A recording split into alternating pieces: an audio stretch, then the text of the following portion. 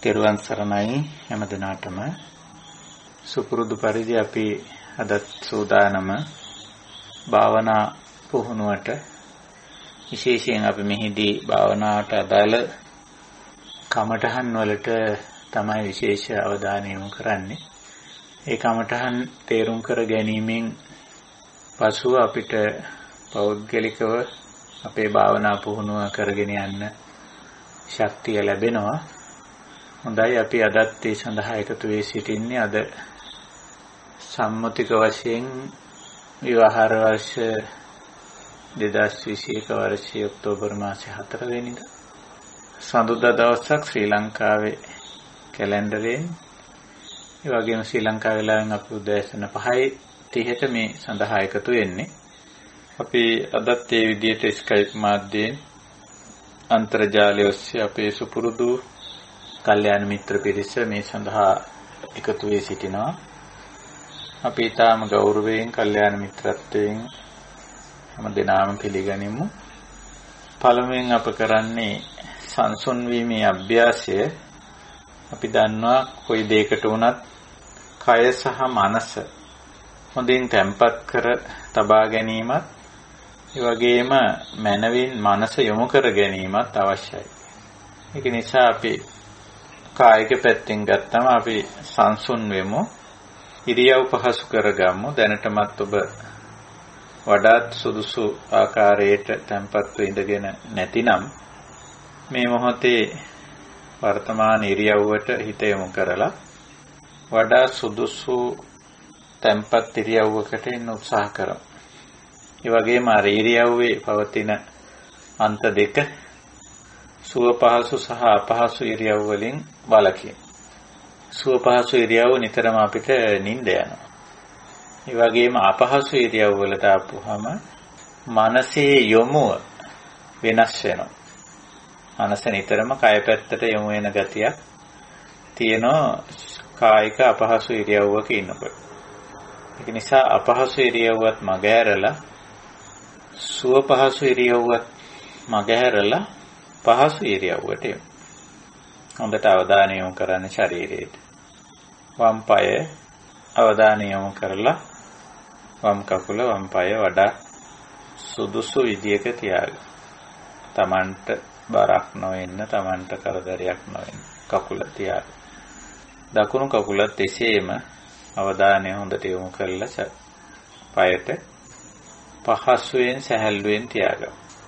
යටිකය පහසු ඉරියව් වල තබා ගැනීම අපි සාමාන්‍යයෙන් ආසන කියලා කියනවා. ඒ කියන්නේ සුඛාසනයකට එන්න පහසු ඉරියව්වකට එන්න යටිකය. ඊළඟට උඩුකය බඩ පපුව බෙල්ල හිස ඍජුව තියා ගැනීම වැදගත්. එහෙත් ඍජු කියන එකෙන් අදහස් කරන්නේ නැහැ හිර කරගෙන තද කරගෙන තබා ගැනීම. ඍජුව තියාගන්න එහෙත් පහසුයි. ඒ වගේම දෑත් වම් අත දකුණු අත ඒවට හොඳින් අවධානය යොමු කරලා Tamanට වඩා පහසු ඉරියව්වක වම් අත දකුණු අත තියාගන්න. සමස්තයක් හැටියට ශරීරයටම මනවින් අවධානය යොමු කරලා බලන්න. කායිකව Taman මේ මොහොතේ පහසුවෙන් ඉන්නවද කියලා. සාමාන්‍යයෙන් අපි ශරීරයට අවශ්‍ය කරන අනිකුත් දේවලුත් සරලව සම්පාදනය කරලා තියෙන්නේ. තද පිපාසයක්, තද බඩගින්නක් වගේ දේවල් නැහැ. ඒ වගේම මල මුත්‍රා පහ කිරීමේ අවශ්‍යතාව වගේ දේවල් තිබුණා නම් ඒවා කරගෙන ඔය වගේ ශරීරයේ පැත්තෙන් ඇති වෙන යම් බාධා අවම කරගෙන අපි මේ කටයුත්තට සම්බන්ධ වෙන්නේ.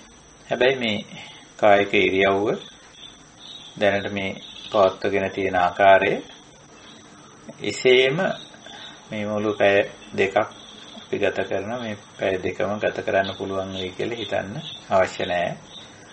ආරම්භයේදී අපි වඩා පහසු සැහැල්ලු ඉරියව්වකට එනවා කායික වශයෙන්. ඊළඟට මනස හිතත් මේ වෙලාවේ සැහැල්ලු කරගන්න සංසුන් කරගන්න. අපි හෝරා දෙකකට අනිකුත් වැඩ අත්හිටවල තියෙන්නේ, කල් දාලා තියෙන්නේ, නතර කරලා තියෙන්නේ. මේ වැඩේට පමණයි. ඉතින් ඒකට හිත හදා ගන්න ඕන මේ වැඩේ මේ කාලය තුල කරනවා කියලා. ඒක නැත්තම් වෙන වෙන දේවල් වලට යොමු වෙනවා හිත. අපි ඔකට කියන අවධානය වෙනස් වෙනවා කියලා. හිත පිටපනිනවා කියලා. හිත විසිරෙනවා කියලා ඔය වගේ වචන අපි පාවිච්චි කරනවා. අපිට අවශ්‍ය අරමුණේ හිත පවත්ව ගන්න නොහැකි වීම, බැරි වීම ඒකෙන් අදහස් කරන්නේ.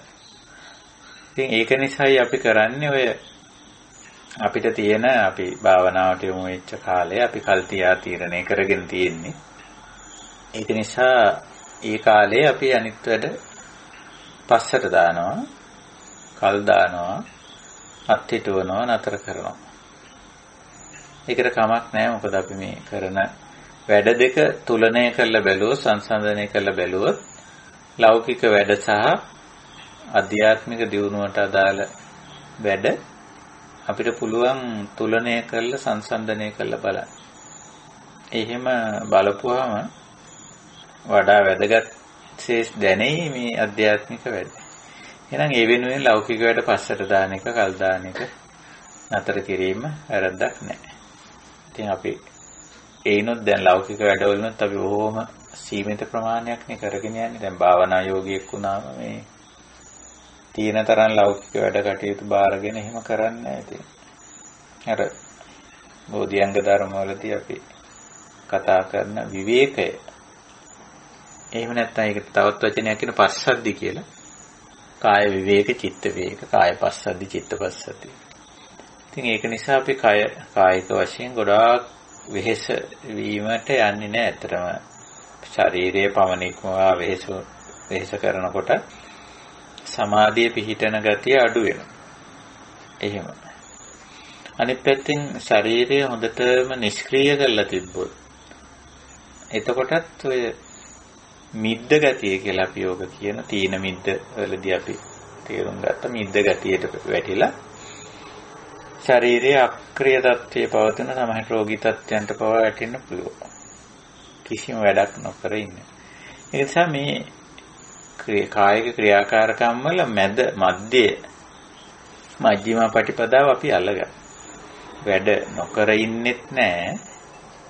කය වෙහෙස වීම නොකර ඉන්නෙත් නැහැ. අනිත් පැත්තට අනවශ්‍ය දේවල් වලට කය වෙහෙස වීමක් කරන්නෙත් නැහැ. ওই දෙපැත්ත ඔය අන්ත දෙක අතරලා සරලව අපි කායික කටයුතු කරනවා. ඉතින් දැන් හුඟක් වෙලාවට නූතන ලෝකයේ බලුවා මේ කය හැසිරවීම පිළිබඳ කටයුත්ත සෑහෙන විකෘති කරගෙන තියෙනවා. දැන් සරල කාරණයක් කිව්වොත් අපිට පුළුවන්කම තියෙනවා අපේ ශරීරය යම් ප්‍රමාණයකට ක්‍රියාකාරීව තියාගන්න. එදිනෙදා වැඩ කටයුතු ඇතුළෙම, දෛනික වැඩ ඇතුළෙම ශරීරයේ ක්‍රියාකාරීව තියාගන්න පුළුවන්.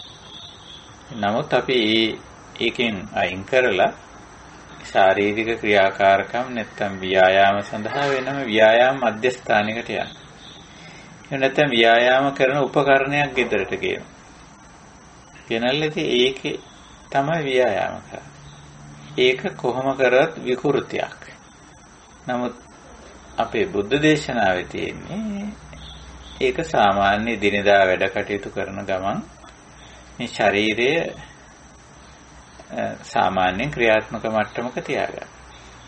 එතකොට මේ අපිට ඒක වැදගත් වෙනවා සක්‍රීයව තියාගන්න එක. නිෂ්ක්‍රීය කරන්නේ නැතුව, තද බල විදියට වෙහෙසටපත් කරන්නේත් නැතුව.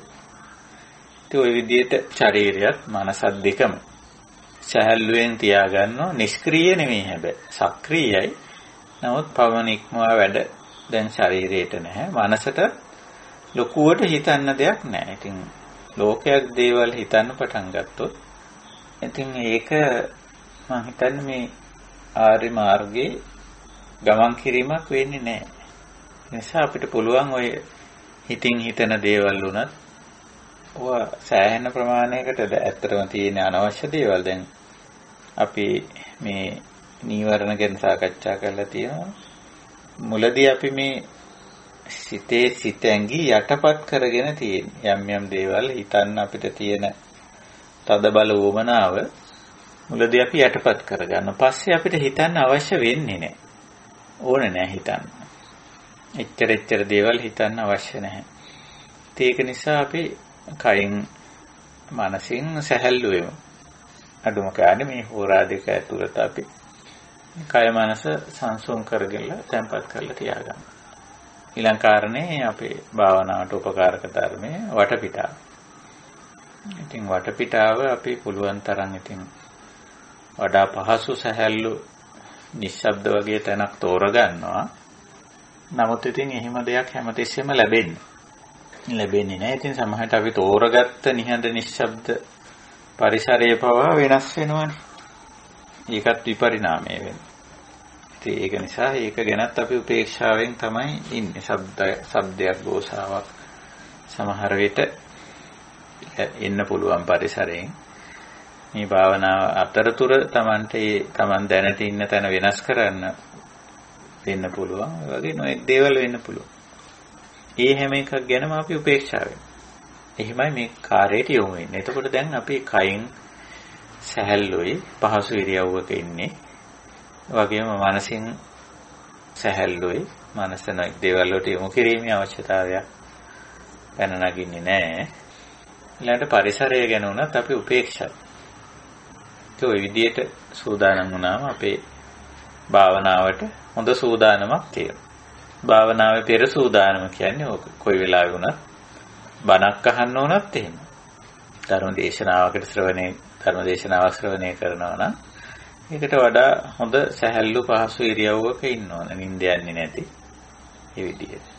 ඊළඟට ඒ කාලේ අපි පැයක් ධර්ම දේශනාවක් ශ්‍රවණය කරනවා නම් අපි ඒ කාලේ වෙනත් වැඩක නොයෙදෙනවා නම් තමයි හොඳ. වෙනත් වැඩකදී ඉඳිමින් ඒක ශ්‍රවණය කිරීම හරියන්නේ නැහැ.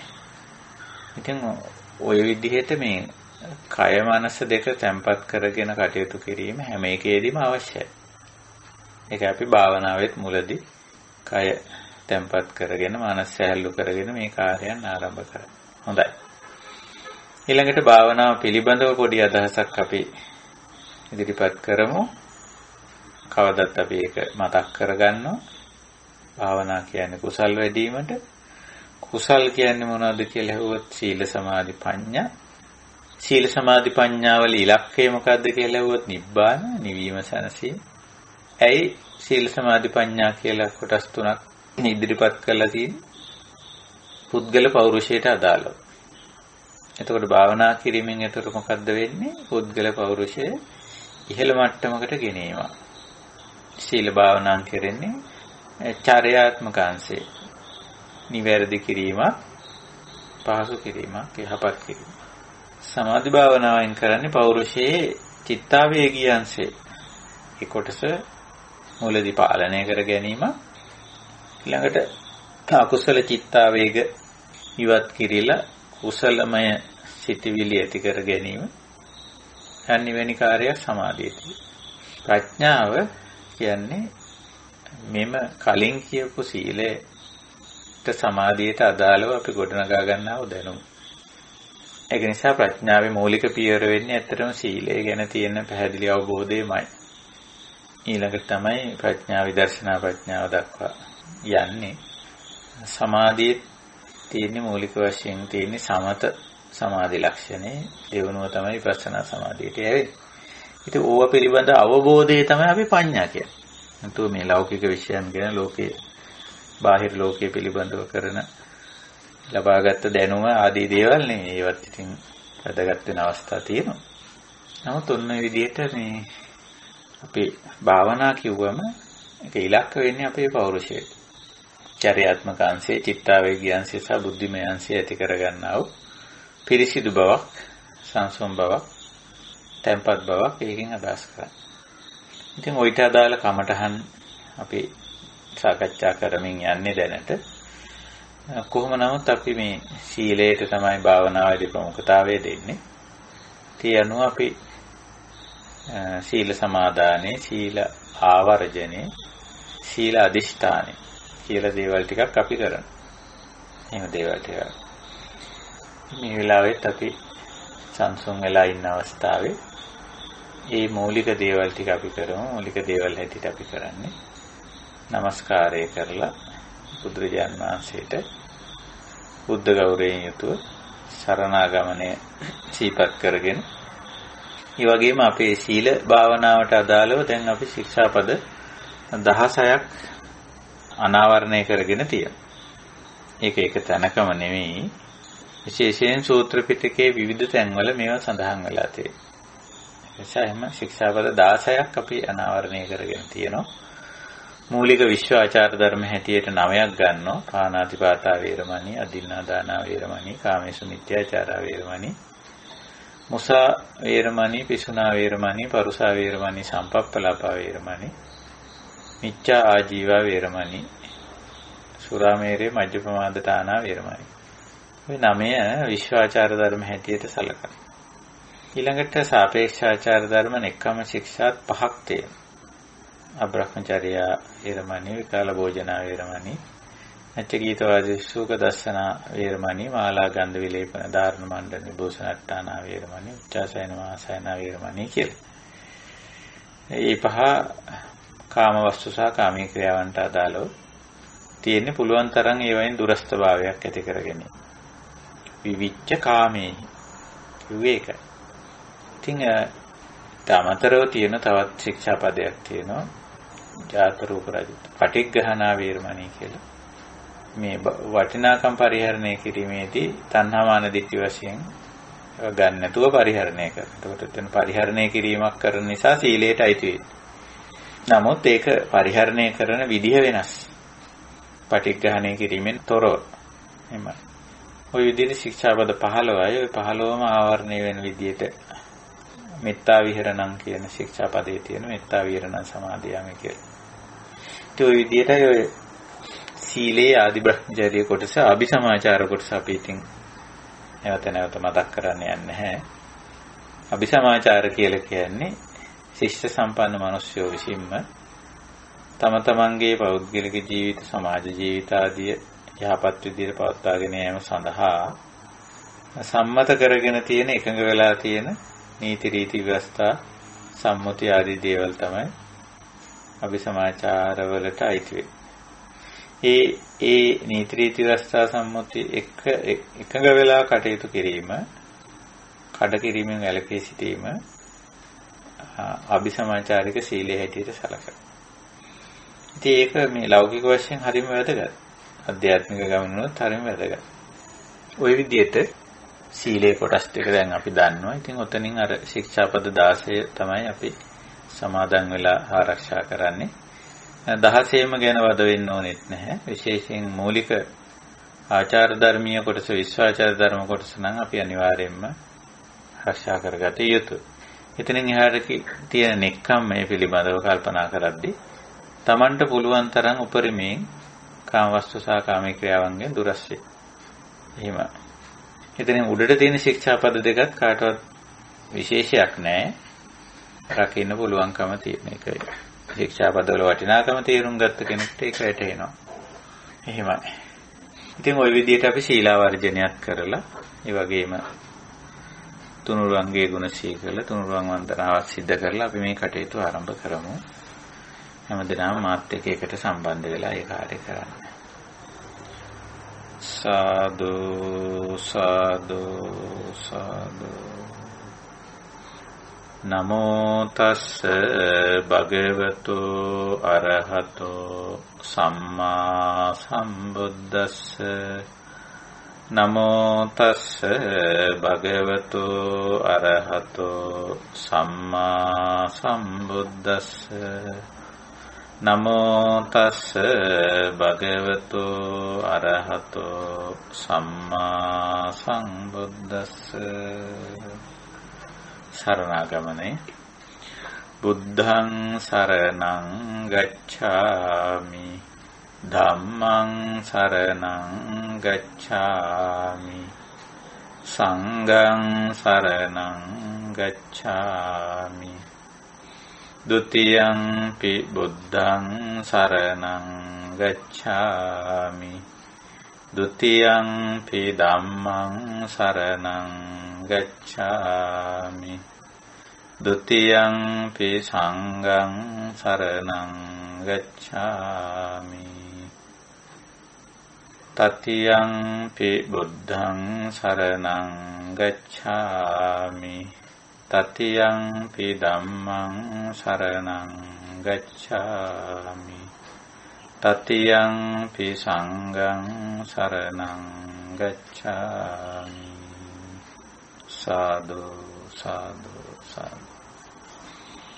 සීලාවර්ජනේ විශ්වාචාර ධර්ම පානාතිපාතා වේරමණී සික්ඛාපදං සමාදියාමි අදින්නාදානා වේරමණී සික්ඛාපදං සමාදියාමි කාමේසු මිච්ඡාචාරා වේරමණී සික්ඛාපදං සමාදියාමි මුසාවාදා වේරමණී සික්ඛාපදං සමාදියාමි පිසුනා වාචා වේරමණී සික්ඛාපදං සමාදියාමි පරුසා වාචා වේරමණී සික්ඛාපදං සමාදියාමි සංපප්පලාපා වේරමණී සික්ඛාපදං සමාදියාමි මිච්ඡා ආජීවා වේරමණී සික්ඛාපදං සමාදියාමි සුරාමේරය මජ්ජපමා දට්ඨානා වේරමණී සික්ඛාපදං සමාදියාමි सापेक्षाचार धर्म निक्कम शिक्षा अब्रह्मचर्या वेरमणि शिक्षापदं समादियामि विकाल भोजना वेरमणि शिक्षापदं समादियामि नच्च गीतवादित विसुख दर्शना वेरमणि शिक्षापदं समादियामि माला गंध विलेपन धारण मंडन विभूषणट्टाना वेरमणि सिक्खापदं समादियामि उच्चासयन महाशयना वेरमणि सिक्खापदं समादियामि जात रूप रजत पटिग्रहणा वेरमणि सिक्खापदं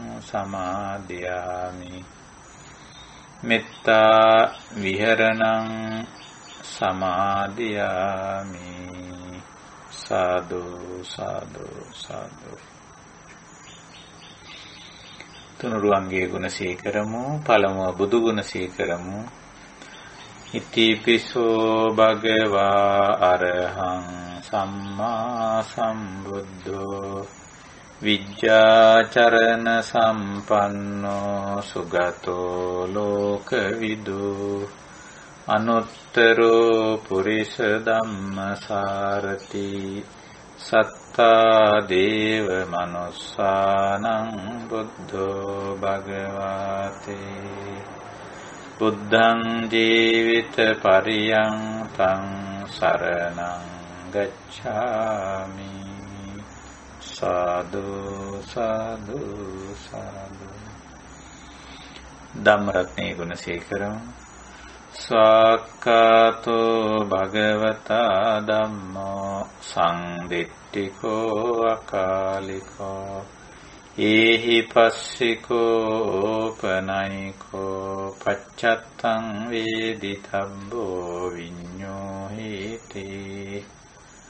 ධම්මං ජීවිත පරියන්තං සරණං ගච්ඡාමි සාදු සාදු සාදු සංඝ රත්නයේ ගුණ සීකරමු සුපටිපන්නෝ භගවතෝ ශාවක සංඝෝ උජුපටිපන්නෝ භගවතෝ ශාවක සංඝෝ ඥායපටිපන්නෝ භගවතෝ ශාවක සංඝෝ සාමීචි පටිපන්නෝ භගවතු ශාවක සංඝෝ යදිදං චත්තාරි පුරිස යුගානි අට්ඨ පුරිස පුග්ගලා ඒස භගවතු ශාවක සංඝෝ ආහුනේයෝ පාහුනේයෝ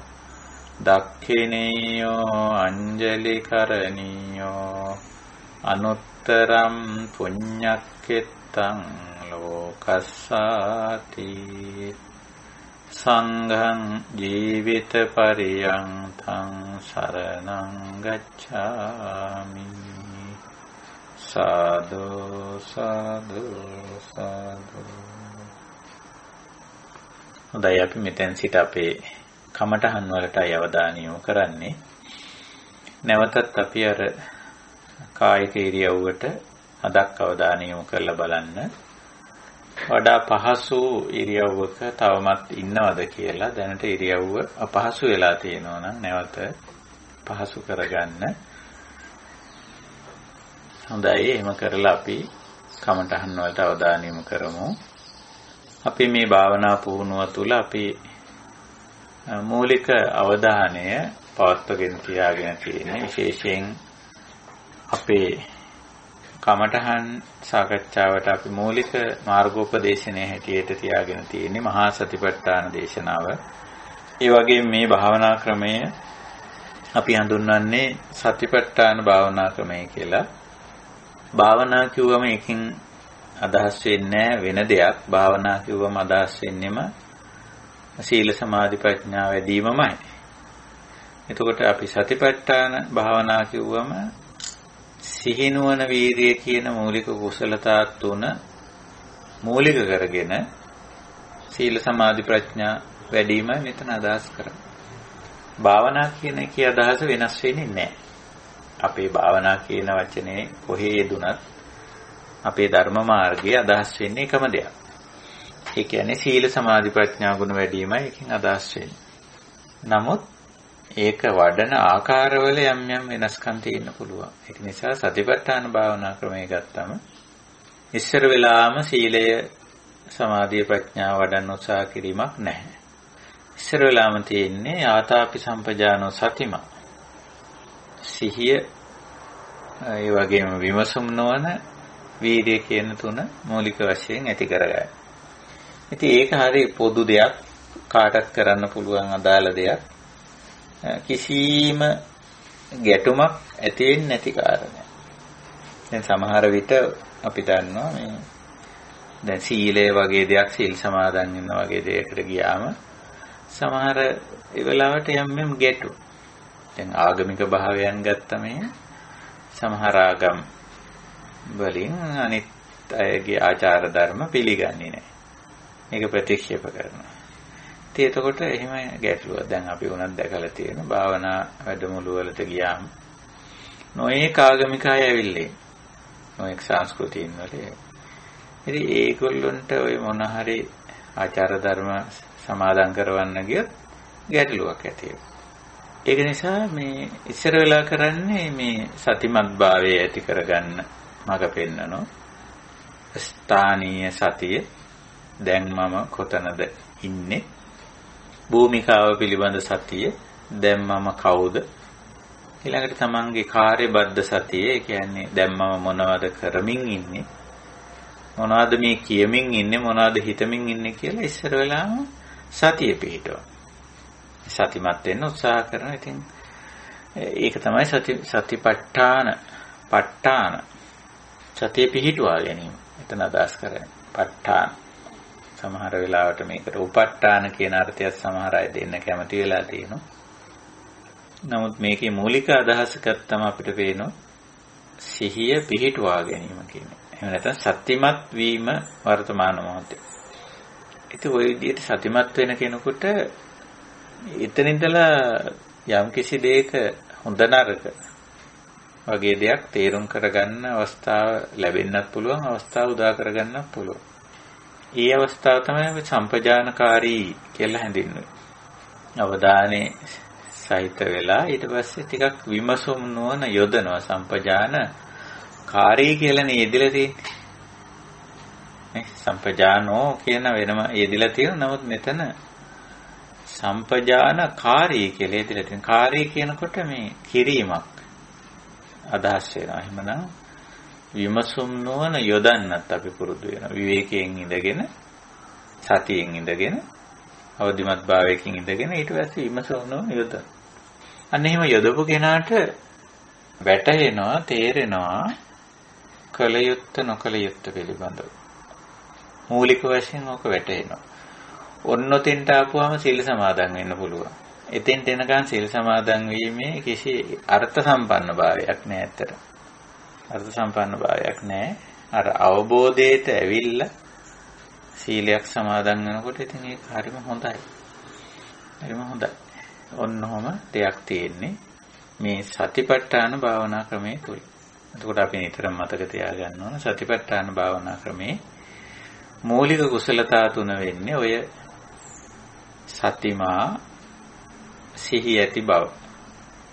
සම්පජානෝ විමසුන් නුවණ. ඒ වගේම ආතාපි විරිය. අර තේරුම් ගත් එක්කෙනා කුසලයේ අකුසලයේ නැත්නම් සීලේ තේරුම් ගත්ත කියලා හිතමු. එතකොට සීලේ තේරුම් ගත්ත කෙනා දුස්සීල භවෙන් අයින් වෙන්නත් සීලවන්ත බව ඇති කරගන්නත් යම්කිසි වායාමයක් වෑයමක් උත්සාහයක් තියෙනවා.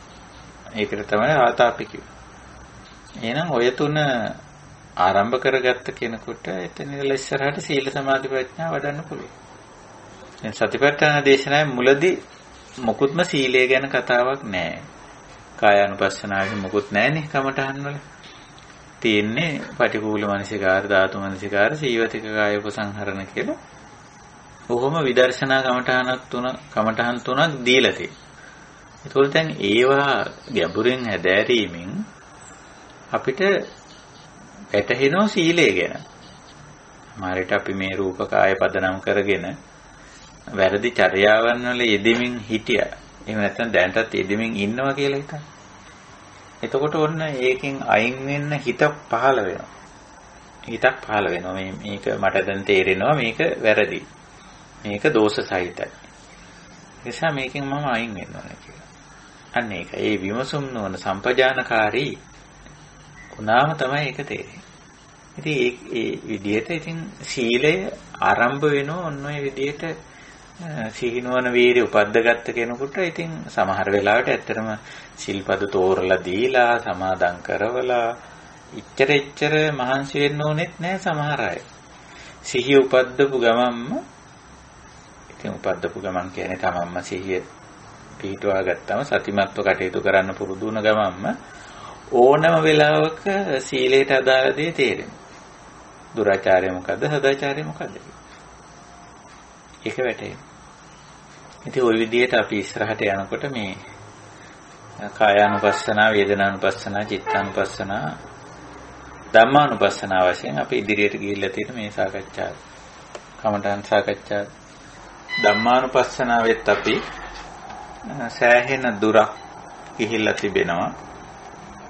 නීවරණ පබ්බ, කන්ද පබ්බ, ආයතන පබ්බ ආදී වශයෙන් ඒවයි සෑහෙන දුරක් අපි ගිහිල්ලා තිබෙනවා. දැනට අපි ඉන්නේ අපිට નિયમિત කොටස වෙන්නේ කන්ද පබ්බේ. ඉතින් ඒ අනුව අපි අද ඉඳලා බලාපොරොත්තු වෙනවා මේ කන්ද පබ්බ කොටසට යොමු වෙන්න. ඉතින් මම හිතන්නේ අපි ස්කන්ධ පිළිබඳ කලින් සාකච්ඡා කරලා තිබෙනවා යම් අවස්ථාවල සූත්‍ර දේශනාවලදී එහෙම ස්කන්ධ පිළිබඳව සාකච්ඡා කරලා තිබෙනවා. කොහොම නමුත් අපි කොහොමද අපි භාවනාවක් විදිහට මේ කාර්යය කරගෙන යන්නේ කියන එක අපිට මෙතෙන්දී වැදගත් වෙනවා. ඉතින් ඒක නිසා අපි උත්සාහ කරනවා මේ භාවනා සතිපට්ඨාන භාවනා ක්‍රමේ ස්කන්ධ පිළිබඳ අවධානය මෙතෙන්දලා යොමු කරන්න. අපි කලින් නීවරණ කොටස සාකච්ඡා කරගෙන ඇවිල්ලා කාමච්ඡන්ද, ව්‍යාපාද, තීන මිද්ද, උද්ධච්ච කුච්ච විචිකිච්ඡා කියන නීවරණ ධර්ම අපි දැක්ක ඒවා ස්වභාවික දේවල් කියලා. නීවරණ පබ්බේ පහු කරා අපි කාමච්ඡන්ද ව්‍යාපාද තීන මිද්ද උද්ධච්ච කුච්ච විචිකිච්ඡා ආදී නීවරණ ධර්මතා හැටියට ඇත්තටම දැකලා ඒවා ඇති වෙනවා හේතුඵල ධර්මානුකූලව පවතිනවා නැති වෙලා යනවා. හැබැයි ඒ අතර අපි නීවරණ ධර්ම වලට අවදි වීමක් භාවනාවේදී මූලික වශයෙන් අපි කතා කරා භාවනාවේ තියෙන්නේ මේ සතිපට්ඨාන භාවනා ක්‍රමයේ තියෙන මූලික වශයෙන්ම මේකට අවදි වීමක් කියලා. ඉතින් සතිමත් වෙලා අපි කරන්නේ ඒ ධර්මතාවය නීවරණයක් බවට පත් කරගන්නේ නැතුව කටයුතු කිරීම. ඒක තමයි මේකේ මූලික දේ. මූලික කාර්ය මූලික කාර්යය ඒක. ඉතින් අපි ස්කන්ධ වලට ගියත් ඒත් එහෙමයි. ස්කන්ධ වලදීත් අපිට හමු වෙන දේ නැත්තම් ස්කන්ධ වලදීත් අපිට වැටහෙන දේ ඒකමයි. ස්කන්ධ කිව්වම ඒකත් ධර්මතාවක්. ඉතින් ස්කන්ධ වලදී අර නීවරණ බවට පත් කරගන්නේ නැහැ වගේ ස්කන්ධ වලදී අපි උපාදාන කරගන්න නැතුව කටයුතු කිරීම තමයි මේ භාවනා ක්‍රමයේදී උගන්වන්නේ. ස්කන්ධේ තේරුම් ගන්නවා ස්කන්ධ වලට අවදිමත් වෙනවා සතිමත් වෙනවා. දැන් එතනත් යන්නේ අර ආතාපි සම්පජානෝ සතිම. මේ තුනම තමයි යන්නේ. ස්කන්ධ වලට ආවත්. ස්කන්ධ වලට සතිමත් වුණා ස්කන්ධ දැන් තේරෙනවා. සම්පජානකාර. ඊළඟට විරිය කරන්නේ මොකටද? මේක ඇලෙන්න ගැටෙන්න මුලා වෙන්නේ නැතුව ස්කන්ධ එක කටයුතු කරන්න. ස්කන්ධ පවත්තගෙන යන්න. එහෙමයි. හොඳයි අපි සතිපට්ඨාන දේශනාවට යමු වෙනවා. අපි බලමු මහා සතිපට්ඨාන දේශනාවේ කොහොමද කන්ද පබ්බේ ඉදිරිපත් කරලා තියෙන්නේ කියලා. සූත්‍රයට හැමෝටම යන්න පුළුවන්කම තියෙනවා. ගිහිල්ලා බැලුවොත් අපිට මුණ ගැහෙනවා.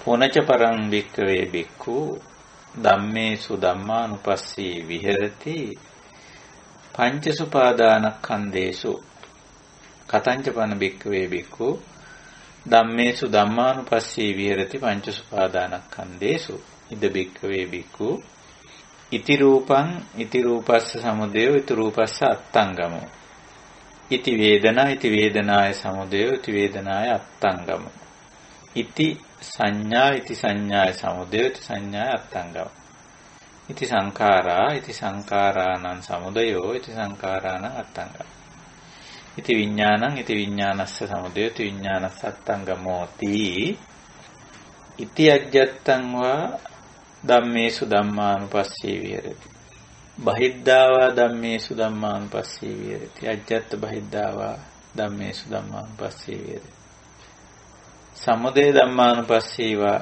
ධම්මේසු විහෙරති වය ධම්මානුපස්සීවා ධම්මේසු විහෙරති සමුදය වය ධම්මානුපස්සීවා ධම්මේසු විහෙරති අත්ති ධම්මාතිවා පනස්ස සතිපච්චුපට්ඨිතා හෝති යාව දේව ඥානමත්තාය පතිස්සති මත්තාය අනිශ්චිතෝච විහෙරති නච කිංචි ලෝකේ උපාදීයති එවං පිකෝ බික්ඛවේ බික්ඛු ධම්මේසු ධම්මානුපස්සී විහෙරති පංචසුපාදානස්කන්ධේසු.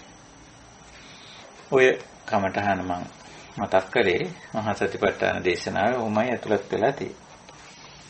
එතකොට දැන් ස්කන්ධ ගැන මම හිතන්නේ අපි තව දිගින් දිගට කතා කිරීම අවශ්‍ය වෙන්නේ නැහැ කියලා. මොකද අපි ඊට අදාළ සූත්‍ර දේශනාත් කතා බහ කරලා තියෙනවා කලින්. අපේ සූත්‍ර සාකච්ඡාවේ භාවනාවට ප්‍රමාණවත් තරම් සෑහෙන තරම් මේ අපි සූත්‍ර කතා බහ කරලා තියෙනවා ඇත්ත වශයෙන්. භාවනාවට ප්‍රමාණවත් තරම්. ඉතින් ඒක නිසා මම හිතන්නේ ස්කන්ධ ගැන ගොඩක් දුරට කතා කරන්න අවශ්‍ය කරන්නේ නැහැ. මේ දැන් අපිට තියෙන්නේ මේ අපේම පංචස්කන්ධයට අවදි වීම සතිමා සිහි ඇත්තෙක් බවට පත් වෙනවා පංචස්කන්ධයේ පිළිබඳව. අපි උතනින් එකක් ගමු දැනට. හැබැයි මේ පංචස්කන්ධයක් කියලා පහක් හැටියට කතා කරාට මේ පහ කොහේදිවත් අපිට වෙන වෙනම නම් හමු වෙන්නේ නැහැ. රූපස්කන්ධය වෙනම, වේදනාස්කන්ධය වෙනම, සංඥාස්කන්ධය වෙනම, සංකාරස්කන්ධය වෙනම එහෙම හමු වෙන්නේ. එහෙම මුණ ගැහෙන්නේ නැහැ. පහ එකට තමයි තේරුම් ගැනීම සඳහා පමණයි පහක් හැටියට දක්වන්නේ. ඉතින් එයින් අපි රූපං කියන කොටස ගමු.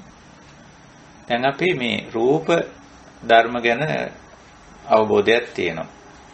රූප ධර්ම කියන්නේ භෞතික දේවල් වලට. භෞතික දේවල් වල. එතකොට මේ ඇහැට පේනේවටත් රූප ධර්ම කියලා කියනවා. නමුත් රූප කියලා කියන්නේ ස්කන්ධවලදී නාම රූප කතාවේදී රූප කියලා කියන්නේ භෞතික දේවල්. එතකොට භෞතික දේවල් අපිට මුණ ගැහෙන්න පුළුවන් විවිධ ආකාරයෙන්. හොඳට කල්පනා කරලා බලන්න. භෞතික දේවල් අපිට මුණ ගැහෙනවා කියන එකෙන් මම මෙතන අදහස් කරන්නේ මේ ඉන්ද්‍රියන්ට හමු වෙනවා කියන එකයි. භෞතික දේවල් ඇහැට පේන්නේ කොහොමද කියලා බලන්න. කනට ඇහෙන්නේ කොහොමද? නාසයට, දිවට, කයට දැනෙන්නේ කොහොමද? අපිට ඉතින් ওই සම්මුතික වශයෙන් සත්‍ය පුද්ගලිය ද්‍රව්‍ය භාණ්ඩ වස්තු හැටියටනේ අපිට ඉන්ද්‍රිය ගෝචර වෙන්නේ රූප ධර්ම. අපේ පංචස්කන්ධය වුණත් අපි විවහාර කරන්නේ මේ ශරීරය කියලානේ. ඒකේ රූප කොටස ඇඟ කියලා, ශරීරය කියලා, බොඩි කියලා. කොහොම තමයි. ඊට පස්සේ අපි ඌවට වෙන වෙනම නංගන් එහෙමත් දාගෙන තියෙනවානේ. ගෑනු ශරීර, පිරිමි ශරීර කියලා. ලදරු ශරීර, ළමා ශරීර, නව යෞවන ශරීර, තරුණ ශරීර, දිවියේ ශරීර, මහලු ශරීර. නේ. උසේ ඒවා, මිටි ඒවා, කළු ඒවා එක විදිහට අපි ඕවයි තියෙන ගති, ලක්ෂණ, ස්වરૂප, ස්වභාව, හැඩතල, වර්ණ මෙවුවා පදනම් කරගෙන අපි මේ ශරීර විවිධ විදිහට මේවා වෙන් කරගෙන වෙනස් විදිහට මේවා විවහාර කරනවා. ඉතින් සත්ව විතරක් නෙවෙයි දැන් ගහකොළ ගත්තත් ඉතින් ඕවට අපි නංගන් දීලා තියෙනවා. ගස් අප්‍රමාණ තියෙනවා. අපි දන්නෙත් නෑ මේ ලෝකේ ගස් කොච්චර තියෙනවද කියලා. ඉතින් අපිට ගහකොළ හැටියට වටන රූප ධර්ම ගෝචර වෙනවා. නැත්තම් ශරීර හැටියට, සත්ව ශරීර හැටියට ගෝචර වෙනවා. තවත් ඉතින් මහ පොළොව එහි තියෙන දේවල්, ජලය ආදී විදිහට කාලගුණ, දේශගුණ හැටියට, ඉරහඳ තාරකා විදිහට නොඑක් විදිහට මේ භෞතික දේවල් රූප ධර්ම ගෝචර වෙනවා. ওই රූප ධර්ම සාමාන්‍යයෙන් බුදුරජාණන් වහන්සේ චත්තාරෝ මහා භූතා කියලා අතර මහා භූත හැටියට පෙන්නනවා. පඨවි ආපෝ ආයෝ තේජෝ නැත්නම් ඝන ද්‍රව වායු ශක්ති කියලා. ඒ විදිහට ගෝචර වෙනවා. එහෙම නැත්නම් ඒ විදිහට බුදුරජාණන් වහන්සේ ඉදිරිපත් කරලා තියෙනවා. ඉතින් ඒ ඉදිරිපත් කිරීම එතනින් එහාට ගිහිල්ලා දැන් ඔහොම ඉදිරිපත් කරපුවම නාමයි රූපයිනේ. නමුත් නාම රූප මට්ටමේම බුදුරජාණන් වහන්සේ ඉදිරිපත් කරන්නේ නැහැ.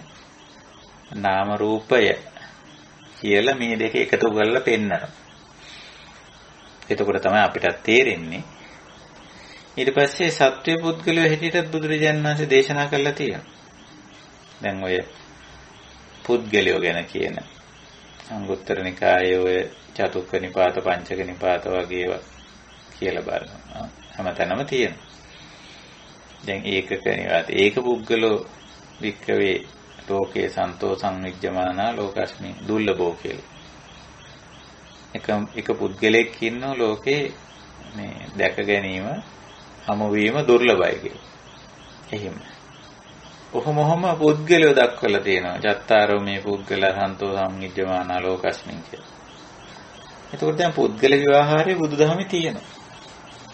නාම රූප ධර්ම හැටියට විතරක් නෙවෙයි පුද්ගලයෝ සත්‍ය විදියට විවහාර කරනවා. අපිට ගෝචර වෙන්නේ එහෙමයි. එතකොට මෙන්න මේ දැන් අපි ස්කන්ධය ගැන පොඩ්ඩක් අවදි වෙන්න යන්නේ. ස්කන්ධය ගැන අත්‍තරම දන්නවා. එතකොට මේ රූපස්කන්ධයේ සකස් වෙනකොට කේන්ද්‍රීය වෙන්නේ, මූලය වෙන්නේ, මුල වෙන්නේ මොකද්ද? ඉමමේව කායම් මේ ශරීරය.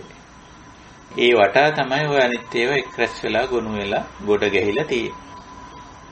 එතකොට ශරීරයත් ඒවට එකතු වෙලා තියෙන සියල්ලත් එකට එකතු කරලා රූපස්කන්ධම් කියලා කියනවා. ඒවා අපි කලින් කතා බහ කරලා තියෙනවා. රූපස්කන්ධය දැන් අපිට තියෙන්නේ මේ භාවනාවේදී රූපස්කන්ධයට අවදි වීම. තමන්ගේ රූපස්කන්ධයට අවදි වීම. එතකොට අවදිමත් භාවයක් ඇති කර ගැනීම තුල අපිට රූපස්කන්ධය පිළිබඳ අවබෝධය තියෙනවානේ. රූපස්කන්ධයේ එක්තරා ප්‍රත්‍යක්ෂ වීමක් වෙනවා. රූපස්කන්ධයට සතිමත් වුණා. දැන් තව ටිකක් රූපස්කන්ධය ගැන සම්පජානකාරීත් වුණොත්, සෝදිසිමත් වුණොත් රූපස්කන්ධයේ යථා ස්වභාවය වැටහෙනවා. ඉති රූපං අන්න කමඨහන්ත ගියා. ඉති රූපස්ස සමුදයෝ ඉති රූපස්ස අත්තංගමෝ. රූපස්කන්ධයට රූපයට හිත යොමු කර කෙනාට වැටහෙනවා. මොකද්ද වැටහෙන්නේ? ඉති රූපං, මේ තමයි රූප ධර්මය. නිකම්ම නෙවෙයි. ඉතින් ඉති රූපං කියුවා මේකයි කියන එකට වැඩිය ගැඹුරු අවබෝධයක් මෙතන ඉන්නේ. මොකද්ද ගැඹුරු අවබෝධයක් කියලා කියන්නේ? මේ රූප ධර්මය කියන එක මේ විදියට සතර මහා භූත වලින් සකස් වෙලා තියෙනවායි. මේක අනිත්‍ය අනාත්ම ආදී වශයෙන් අන්න එහෙම තමයි මේ ඉති රූපං කියලා තනි පද දෙකකින් තිබ්බට, තනි වාක්‍යයක් විදියට පද දෙකකින් තිබ්බට සතිමත් වුණාම, සම්පජානකාරී වුණාම ඒක Tamanට තේරෙනවා. රූපස්කන්ධය කියලා කියන්නේ මේකයි, රූප ධර්මය කියලා කියන්නේ මෙන්න මේකයි කියලා වැටහෙනවා. ඉතින් එතන ඉඳලා දැන් රූප ධර්මයේ යථා ස්වභාවය පැහැදිලි වෙලානේ තියෙන්නේ.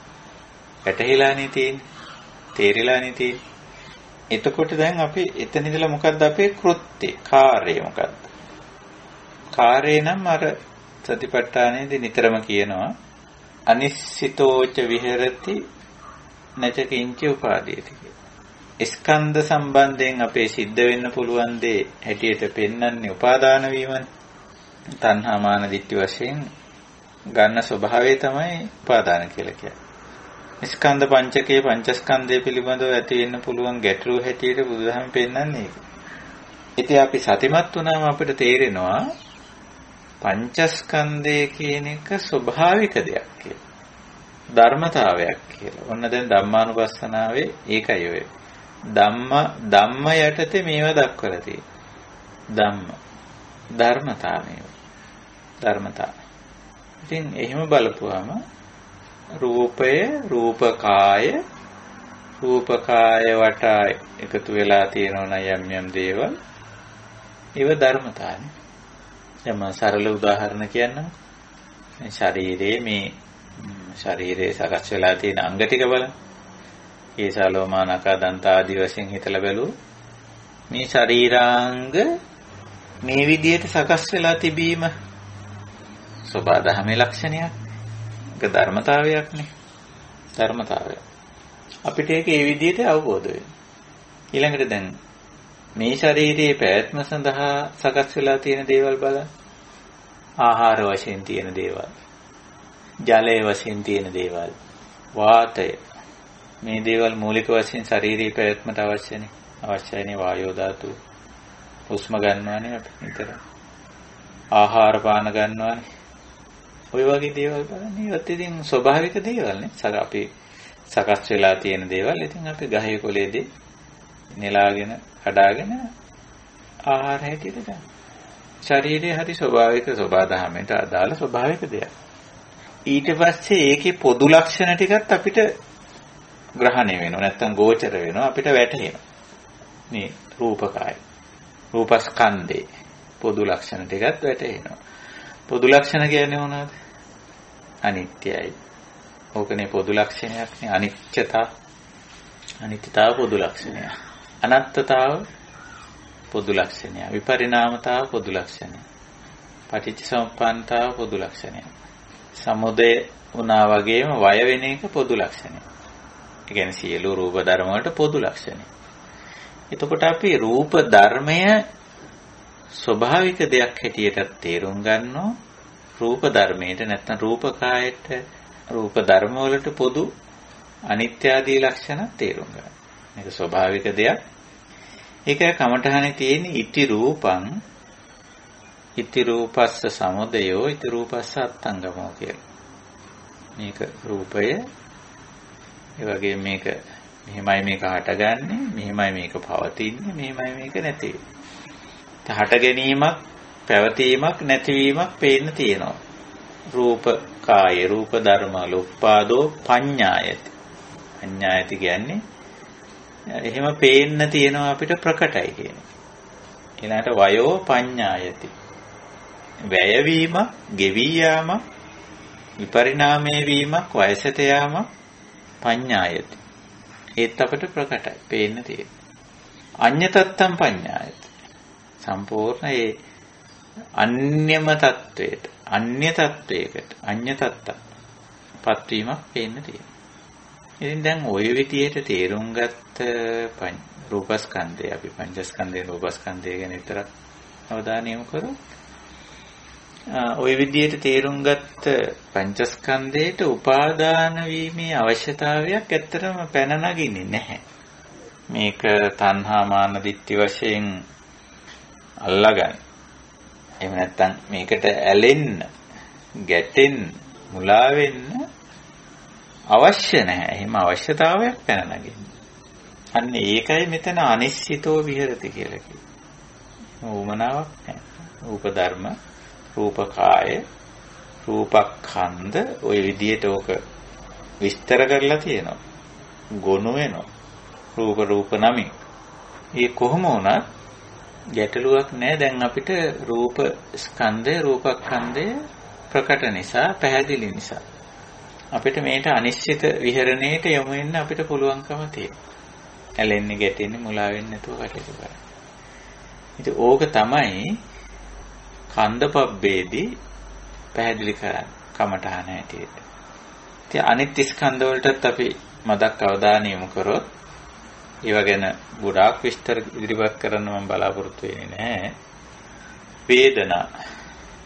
වේදනා කියන්නේ විඳීමනේ. මූලික වශයෙන්ම සත්වයේ තුල ඔය වේදනා විඳීමේ හැකියාව ඇති වෙන ආරම්භ වෙනවා. නාම කොටසේ. ඉතින් යම් දවසක කාලලේ කියලා අපි කියනවා. ඔක මව කුසක හෝ බිජු වටක තියෙන මේක වර්ධනය වෙලා යම් අවස්ථාවක මේ නාම ධර්ම ක්‍රියාත්මක වෙන අවස්ථාවකටපත් වෙනවා. විඳීමේ හැකියාව තියෙනවා, විඳින වෙලාවකට එනවා අපි. එහෙමයි. සංඥා අඳුනා ගැනීමේ හැකියාව තියෙනවා, අඳුනා ගන්න අවස්ථාවකට අපි එනවා. ඒ විදිහට. ඊළඟට හිතන්න පුළුවන් හිතීමේ හැකියාව අවස්ථාවට එන. ඔන්න දැන් වේදනා කියන්නේ විඳීම කියන නාම ධර්මයේ ක්‍රියාත්මක වෙන වෙලාවේ ඔන්න ඒකට අවදිමත් වෙන්න කියලා කියනවා. ඕක කලින් අපිට වේදනානුපස්සනාවේදී දැනටමත් අපි අභ්‍යාස කරලා තියෙනවා. ඒක නිසා දැන් අපිට වේදනාවට අවදි වෙන්න පුළුවන්. අවධානය යොමු කරන්න පුළුවන්. අපි මේකට සතිමත් වෙනවා කියලා කියන්නේ. විඳින වෙලාවේ. එහෙම. එතකොට එහෙම බලපුවාම අර රූපස්කන්ධේ වගේම වේදනාස්කන්ධේ යථා ස්වභාවය අපිට ප්‍රකට වෙනවා. සම්පජානකාරී වෙනවා. අවබෝධය ඇති වෙනවා. ඉතින් ඒ විදිහට වේදනා පිළිබඳත් අපිට තියෙන ඇත්ත වශයෙන්ම සතිමත් භාවයක් පවත්වා ගැනීම. සතිමත් භාවයක් පවත්වා ගන්නකොට අපිට වේදනාවේ යථා ස්වභාවය වැටහෙනවා. ඉති වේදනාය සමුදයෝ ඉති වේදනාය අත්තංගමෝ කියලා. කමඨහනේ තියෙන විදියට. ඉති වේදනා කියන්නේ මෙන්න මේකයි. වින්දනය කියන්නේ මෙන්න මේකයි කියලා දැන් අපි පොතෙන් නෙමෙයි. වින්දනය කියන එක අපි කය මනස දෙකෙන්ම අඳුනාගෙන තියෙනවා. වේදනා. ඊට පස්සේ මේ වින්දනය ලැබමින් ඉන්න අවස්ථාවක් තියෙන වේදියමානෝ වේදීමානෝ ලැබමින් ඉන්න අවස්ථාවක් තියෙනවා. අන්න දැන් මේ වෙලාවේ තමයි අවදි වෙන්න කියලා කියන්නේ. අවදි වෙන්න කියලා කියන්නේ. අවදි වෙන්නේ මොකටද? අවධානය යොමු කරන්නේ මොකටද? මේ විඳීමත් එක්ක ඇති වෙන බැඳීමක් තියෙනවා. වේදනාපච්චය තණ්හා කියලා. තණ්හා කියලා. එතකොට දැන් ඒකත් දකින්නේ ධර්මතාවයක් හැටියට. ධම්මානුපස්සනාවට ආවම වේදනාපච්චය තණ්හා කියන්නේ ධර්මතාවයක් හැටියට. කොහොම නමුත් අපේ කෘත්‍යය වෙන්නේ භාවනා යෝගී කෘත්‍යය වෙන්නේ යමක් නොවිඳ සිටීම නෙවෙයි විඳින අවස්ථාවේ සීනුවන උපද්දගෙන ඒ වින්දනයට ඒ විඳීමට ඇලෙන්නේ ගැටෙන්නේ මුලාවෙන්නේ නැතුව කටයුතු කරනවා. ඒකයි. ඉතින් වේදනාවෙත් ඉති වේදනාය සමුදයෝ ඉති වේදනාය අත්තංගමෝ කියලා මේ වින්දන ක්‍රියාවලිය ආත්පසින් වැටහෙනවා. වැටුණාම වේදනාවටත් අනිශ්චිත වෙන්න පුළුවන්. ඒ සමුදය දකින්න, වය දකින්න, සමුදය වය දකින්න.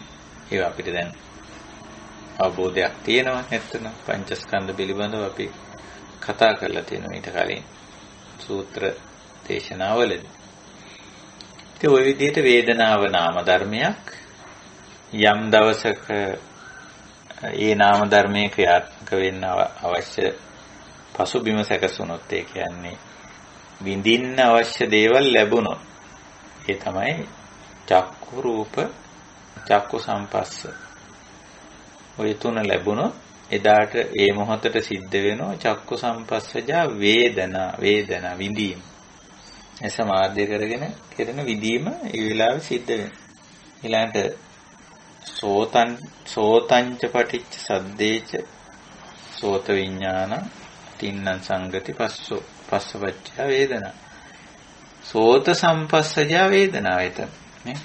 කනට ඇහුණා, කනින් ඇහුවා. අන්න ඒක පිළිබඳ විඳීමක් මේ තියෙන්නේ. ඉතින් ඒකටත් අපිට අවදි වෙන්න පුළුවන්, අවධානය යොමු කරන්න පුළුවන්. මෙතන කන තියෙන නිසා, මෙතන ශබ්දය තියෙන නිසා, මේ කනයි ශබ්දය මොන ගැහිම නිසා මේ විදියට ඇහෙනවා කියලා දෙයක් වෙනවා. ඉතින් ඒක දැන් මට තේරිලා තියෙන්නේ මොන ශබ්දෙද මේ ඇහෙන්නේ? වාහනවල ශබ්දද, කුරුල්ලන්ගේ ශබ්දද? නැත්තම් මේ එහා පැත්තේ කාමරේ ඉන්න කෙනා කතා කරන එකේ ශබ්දෙද? නේ? ඔය ටික මොකක් හරි ශබ්දේ විතරක් නෙමෙයි මම මේ ශබ්දේ උදාහරණයක් ගත්තේ. ගන්ධය, රසය, ස්පර්ශය කියලා ඔය ඕන එකක් වෙන්න පුළුවන්. දැන් අපිට පුළුවන්කම තියෙනවා මේ ඒ තුලින් ඇති කරන වින්දනය දකින්න.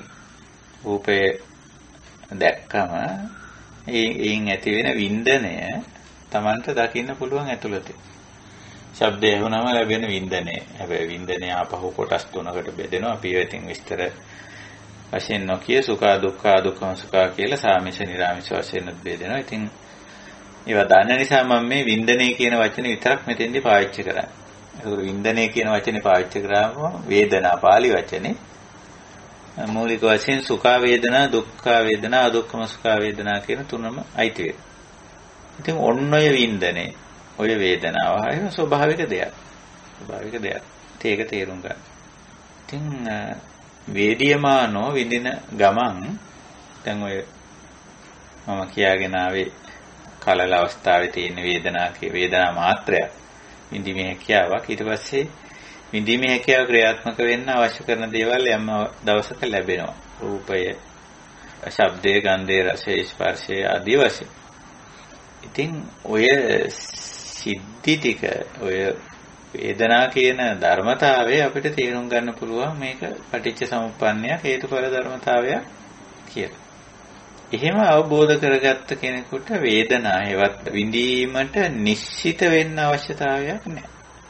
විඳීමට නිශ්චිත වෙනවා කියලා කියන්නේ ඒ විඳීමට ඇලෙනවා, ගැටෙනවා, මුලා වෙනවා. එහෙම අවශ්‍යතාවයක් නැහැ. මොකද ඒකේ ආදීනව අපි දැන් තේරුම් අරන් තියෙන්නේ. ඔය විදිහට විඳීම පදනම් කරගෙන ඇතිවෙච්ච විශාල නාම රූපයක් අපිට තියෙනවා. වේදනාවට අදාළ. දැන් මම උදාහරණ වශයෙන් කියන්නම්. අපේ චක්කු සම්පස්සජා වේදනාවට ඇහිම් බලලා විඳින්න කැමැත්තක් තියෙනවා. ඒ සම්බන්ධයි. ඒ කියන්නේ සුඛ වේදනා ගැන. ඒ කැමැත්ත තියෙන්නේ කොහේද? ඒක තියෙන්නේ අපේ හිතේ කියලා අපි කියමු. ඒක අපේ තියෙන අපේ හිතේ තියෙන. හිතේ ඕක තිබුණාට මදිනේ. රූප බලන්න තියෙන කැමැත්ත හිතේ තියෙන. එහෙනම් මදි. ඒක ඉෂ්ට කරගන්නත් ඕන. දැන් ඉතින් රූප විවිධ රූප තියෙන තැන් වලට යන්න ඕන. ඒ විවිධ රූප බලන්න. එහෙම. ඉතින් ඔය විදිහට මේ නාම ධර්ම පිළිබඳ අවබෝධය තියෙනකොට විශේෂයෙන් වේදනා පිළිබඳ අවබෝධය තියෙනකොට අපිට වැටහෙනවා මෙතෙන්ට ඇලෙන්න ගැටෙන්න මුලා වෙන්න දෙයක් නැහැ කියන්නේ. එතකොට භාවනාවේදී කරන්නේ නාමය හෝ රූපය මගහැරීමක් නෙවෙයි ඇත්තට. සමත භාවනාවෙන් නම් අපිට එහෙම මගහැරීමක් වගේ දෙයක් පෙන්නනවා. නමුත් විපස්සනාවේදී නාම රූපය මගහැරීමක් නැහැ. මොකද අපි මගහරින්න බෑයි කියලා දන්නවා. ඒක නිසා නාම රූප මගහැරීමක් නැහැ. එතකොට නාම ධර්ම වලින් එකක් නෙමෙයි වේදනාව විඳීම කියන එක විඳීම මගහරින්නේ නැහැ. මගහරින්නේ නැත්තේ මොකද? ඒක සබාධමයට අයිති දෙයක්. සබාධමයට අයිති දෙයක්. ඒක නිසා ඒක මගහරින්නේ. මගහරිනවා වෙනකොට බුදුරජාණන් වහන්සේ අපිට කියනවා අවදි වෙන්න කියලා. වේදියමානෝ විඳින ගමන් ඒකට අවදි වෙන්න කියලා. ඉතින් එහෙම අවදි වුණාම අවදිමත් භාවයක් ඇති කරගත්තම ඔන්න අපිට තේරෙනවා මේක ඉති වේදනාය සමුදයෝ ඉති වේදනාය අත්තංගමෝ ආදී වශයෙන් මේක තමයි වින්දනය. මේ වින්දනය හටගන්නේ මෙහෙමයි. ඉති සමුදයෝ ඉති අත්තංගමෝ. මේ විඳීම කියන එක අවසන් වෙන්නේ මෙහෙමයි. ඉතින් ඒක දකින්නේ මේ ස්වභාවික දෙයක් හැටියට කවුරුවත් කරන වැඩක් හැටියට නෙමෙයි.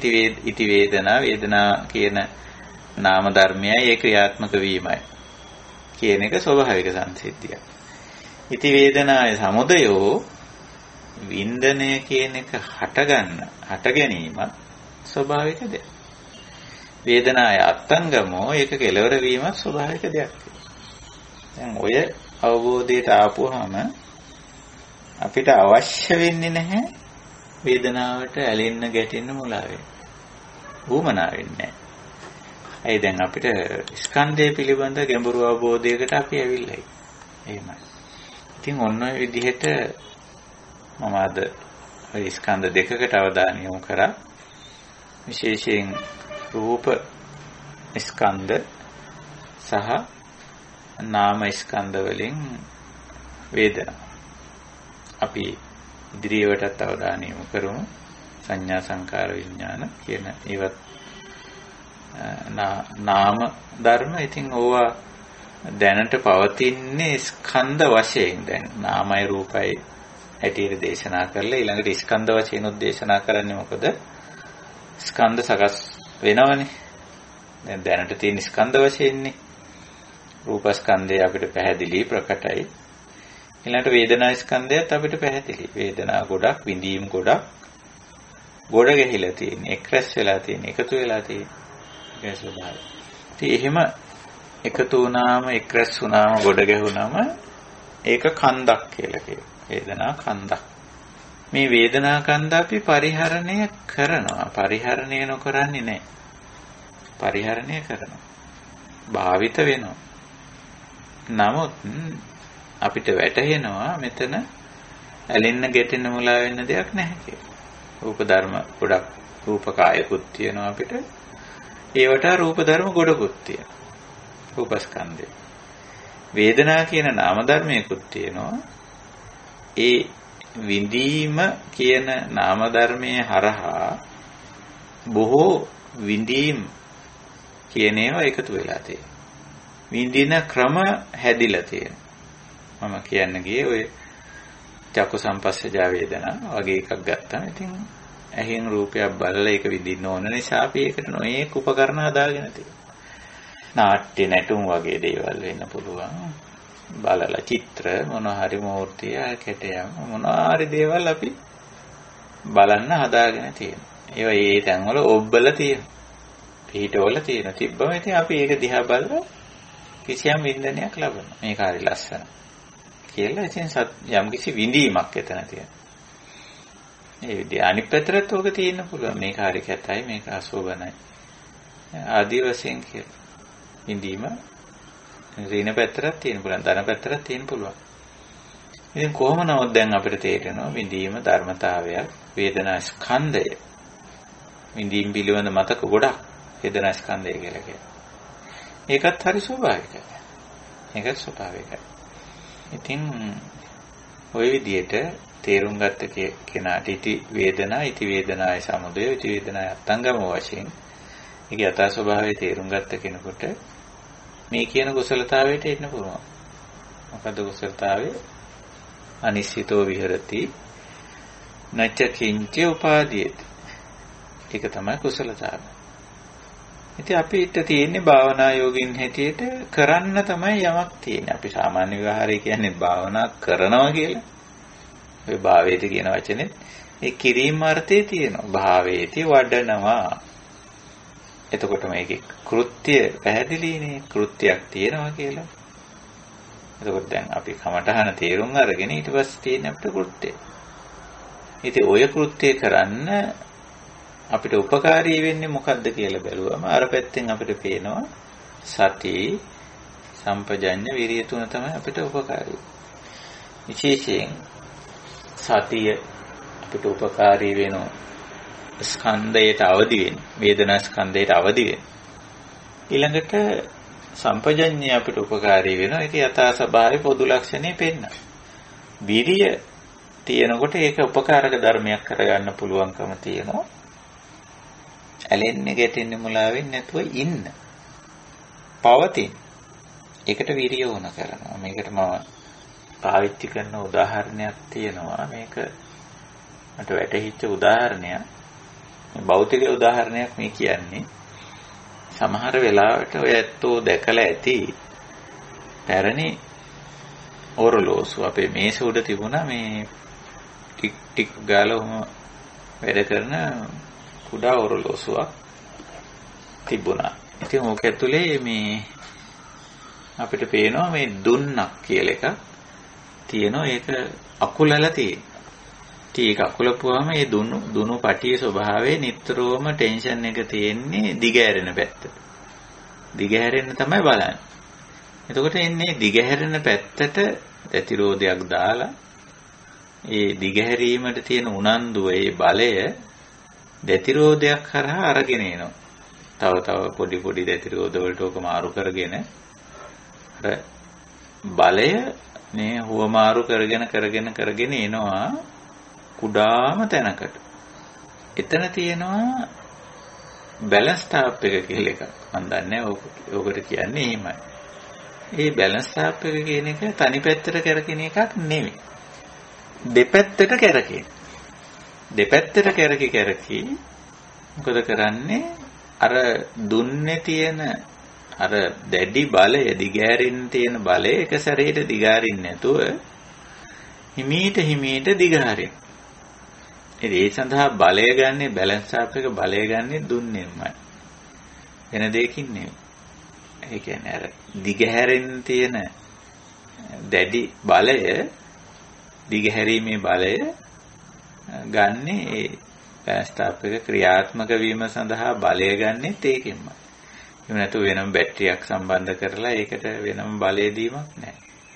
ඔක ඉස්සර අපේ පරණ තිබුණ මහ විශාල බට්ටෙක් මෙහෙම එහාට මෙහාට පැද්දෙන මහ ඔරලෝසුවක් තිබුණා. මේ මනුස්ස ප්‍රමාණය විතර උසට එහෙමත් එකක් තිබුණා. ඉතින් ওই කොයි එකෙත් තියෙනවා අර බලය බොහොම සෑහලුවෙන් මුදාහරින ලක්ෂණයක්. ඒකයි දැන් අපි ඇත්තටම මේ විදර්ශනාවට ඇවිල්ලා යථා ස්වභාවයේ තේරුම් ගත්තම රූපේ හෝ නාමයේ ඔය කියන විදිහේ ලොකු බලයක් බල ගැනීමක් ජවගත වීමක් තියෙනවා. නමුත් සිහිනුවන වීර්ය කියන බැලන්ස් ටාප් එක තුලනය කරන කණ්ඩායම කියලා අපි එකට ගමු. අර වචනෙත් නිකන් ගැළපෙනවා වගේ මට හිතෙන්නේ. අර ඔර්ලෝසුවේ තිබුණු ඒ කැලලට ඒ කොටසට භාවිතා කරු වචන. ඒක බැලන්ස් ටාප් නම් අපිට මෙතෙන්දි ගන්න පුළුවන් සමතකරණ නැත්නම් තුලනය කරන කුසලතා පද්ධතිය කියලා. දැන් කුසලතා එකතුවකට තමයි මෙතන මේ කණ්ඩායමක් හැටියට පෙන්නන්න තියෙන්නේ. ඉතින් අන්නේ කුසලතා ටික අපි තුල වර්ධනය වෙනකොට ඔය වේදනා කියන ඒ ලොකු ජව සම්පන්න දේ බොහොම හිමීට සැහැල්ලුවෙන් තමයි දිගහැරෙන්න සලස්සන්නේ. එහෙම. ඉතින් ඔය රූපයත් එහෙමයි වේදනාවත් එහෙමයි. සිහිනුවන වීර්යය කියන පාලක කණ්ඩායම විසින් තමයි මේ බලවත් දිගහැරීමේ අවශ්‍යතාවය පාලනය කරගෙන තියෙන්නේ. ඉතින් පාලක උපකරණය දෙපැත්තට කරකෙන්නේ. දෙපැත්තට කරකිලා අර දුන්නෙම්ම බලය අරගෙන දෙපැත්තට කරකිලා ඊට පස්සේ හරි අමුතු දෙයක් කරනවා. බෙලාව පෙන්නනවා හරියටම. බෙලාවත් පෙන්නනවා හරියටම. ඒක ඔන්න ඔය වගේ ස්වභාවයක් අපි මේ අනිශ්චිත විහරණය කියලා කියන්නේ. මේක උපේක්ඛා පැහැදිලි කරනකොටත් මම තව ටිකක් පැහැදිලි කරන්න කැමතියි අපේ සබ්බාස සූත්‍රයේදී. කොහොම නමුත් මොකද්ද මේ අනිශ්චිතෝ විහෙරති කියලා කියන්නේ? අපි මේ භාවනාවේදී ඇති කරගන්න ප්‍රධාන කුසලතාවය අනිශ්චිත විහරණය කියලා කියන්නේ. මොකද්ද? ඇලෙන්නේ ගැටෙන්නේ මුලා වෙන්නේ නැතු ඉන්න. එතන රූපේ නැද්ද? වේදනාව නැද්ද? තියෙනවා. අපි අර කලිනුත් උපමාවක් කියලා තියෙන නෙළුම් කොලේ වගේ කියලා. නෙළුම් කොලේ වගේ. මේක ඇලෙන්නේ නැතිකමනේ එතන උපමාවට කියන්නේ. අන්න ඒ වගේ අනිශ්චිතෝ කියනකොට ඇලෙන්නේ නැති එක විතරක් නෙමෙයි ගැටෙන්නෙත් නැහැ මුලා වෙන්නෙත් නැහැ. එහෙම. ඉතින් මොහොම අපි ඔය අදට ඔය ස්කන්ධ දෙකට විතරක් අවධානය යොමු කරමු. පංචස්කන්ධයම ඔය දෙක ඇතුලේ ඔය දෙකත් එක්ක කටයුතු කරන වෙලාවේ සිහිය උපද්ද ගන්න. කටයුතු කරන වෙලාව විතරක් නෙමෙයි හුදකලා විවේකීව පරියන්කෙන් ඉන්න අවස්ථාවක තමන් අදිෂ්ඨාන කරගන්නවා මම මේ ස්කන්ධ භාවනාව කරන්න ඕන දැන් කියලා. කාගෙන්වත් ඉල්ලීමක් ආරාධනයක් බල කිරීමක් කරහා සිද්ධ වෙන දෙයක් නෙමෙයි මේක. ඔය විදිහට නොඇලී ඉන්න, නොගැටී ඉන්න, නොමුලාව ඉන්න අපිට පුළුවන්කම තිබෙනවා රූපේ වේදනාවේ දෙකේ. මේකයි. සාමාන්‍ය ජීවිතෙත් පුළුවන් එදිනදා ජීවිතේ නැත්නම් විශේෂ විදියට ඇත්තටම භාවනාවට අදාළව ගත්තොත් නම් තියෙන්නේ සාමාන්‍ය ජීවිතේමයි වෙන දෙයක් නෙවෙයි. සාමාන්‍ය ජීවිතයේ තුල තමයි මේ රූප වේදනා ක්‍රියාත්මක වීම නැත්නම් අපිට අත්දකින්නේ ඇහැට පේන්නේ කනට ඇහෙන්නේ නාසයට දිවට කයට දැනෙන්නේ එදිනදා ජීවිතය තුල. ඉතින් අපිට පුළුවන් එතන සිහිය උපද්දගෙන වීර්යය තියාගෙන මේ ඇති වෙන පවතින නැති වෙන දේවල් එක්ක ඇලෙන්නේ ගැටෙන්නේ මුලා වෙන්නේ නැතුව කටයුතු කරන්න. රූපය ගැනත් එහෙමයි වේදනාව ගැනත් එහෙමයි. හොඳයි. සංඥා සංකාර විඥාන අපි ඉදිරි අවස්ථාවක කතා කරන්න බලමු. එහෙමනම් අපි මෙතෙන් සිට අපේ භාවනා වැඩමුළුවේ සාමාන්‍යයෙන් අපි සාකච්ඡාවට කාලයක් ගන්නවා. අපි එහෙනම් ඒ සඳහා මෙතෙන් සිට කාලය ගනිමු කියලා අපි යෝජනා කරන්න කැමතියි. මෙතන මේ කල්පනා කරුවා මෙතන කියන්නේ ධම්මේසු ධම්මානුපස්සී විහෙරති පංචස්පාදානස්කන්ධේසු කියලා. එතකොට පංච උපාදානස්කන්ධය ගැන තමයි මෙතන කතා කරන්නේ නේද? එතකොට මේ රූප වේදනා කියන දෙකම රූප උපාදානස්කන්ධය වේදනා උපාදානස්කන්ධය නේද? හැබැයි මෙතන ඒක කතා කරනකොට කතා කරන්නේ ඉති රූපස්ස සමුදය. ඉති රූප උපාදානස්කන්ධ කියන එක එතනදි කියවෙන්නේ නැහැ. එතකොට රූපය කියලා කියනකොට අපි තේරුම් ගන්න ඕන රූප උපාදානස්කන්ධය කියන එක නේද එතන? ඔව් මූලික වශයෙන් ඉති රූපං ඉති රූපස්ස සමුදය ඉති රූපස්ස අත්තංගමෝ මේ රූප ධර්මය කියන එක අපි තේරුම් ගන්න ඕන. සතර මහා භූත සහ ඒවා එකට ගොනු වීමෙන් ඇති වෙන රූප උපාදාය රූප. ඊට පස්සේ මේවා දකිනකොට අහනකොට විඳිනකොට ඔන්න රූපස්කන්ධය ඇති වෙනවා. ඊට පස්සේ රූපස්කන්ධය අනිකුත් ස්කන්ධات එක්ක එකිනෙකට බද්ධ වීමක් සිද්ධ වෙනවා. එකිනෙකට බද්ධව එකිනෙකා බැඳී එක ස්කන්ධයක් අනිත් හතරට බැඳිලා තියෙනවා. මේ බැඳී සිටින ස්වභාවය තමයි උපාදාන කියන්නේ. මෙතන නැතුව මේ පංච උපාදානස්කන්ධ කියන තැන අපි අර තණ්හා පත්‍ය උපාදානං කියන එක නෙමෙයි. ඒක අපි කලින් සාකච්ඡා කරලා තියෙන මහා පුන්නම සූත්‍රයේ පැහැදිලි කරන අවස්ථාවේ මේ පංචස්කන්ධය හැමතිස්සෙම තියෙන්නේ උපාදාන වෙලා. හැබැයි උපාදාන වෙලා කියන්නේ අපි ඒකට උපාදාන වෙලා කියන එක නෙමෙයි. ස්කන්ධයෝ පස් දෙනා එකිනෙකා උපාදාන කරගෙන ඉන්නේ. උපාදාන කරගෙන කියලා කියන්නේ ඒවා එකිනෙකට බැඳිලායි තියෙන්නේ. ඒක නිසා තනි වචනයක් පාවිච්චි කරනවා පංච උපාදානස්කන්ධය කියලා.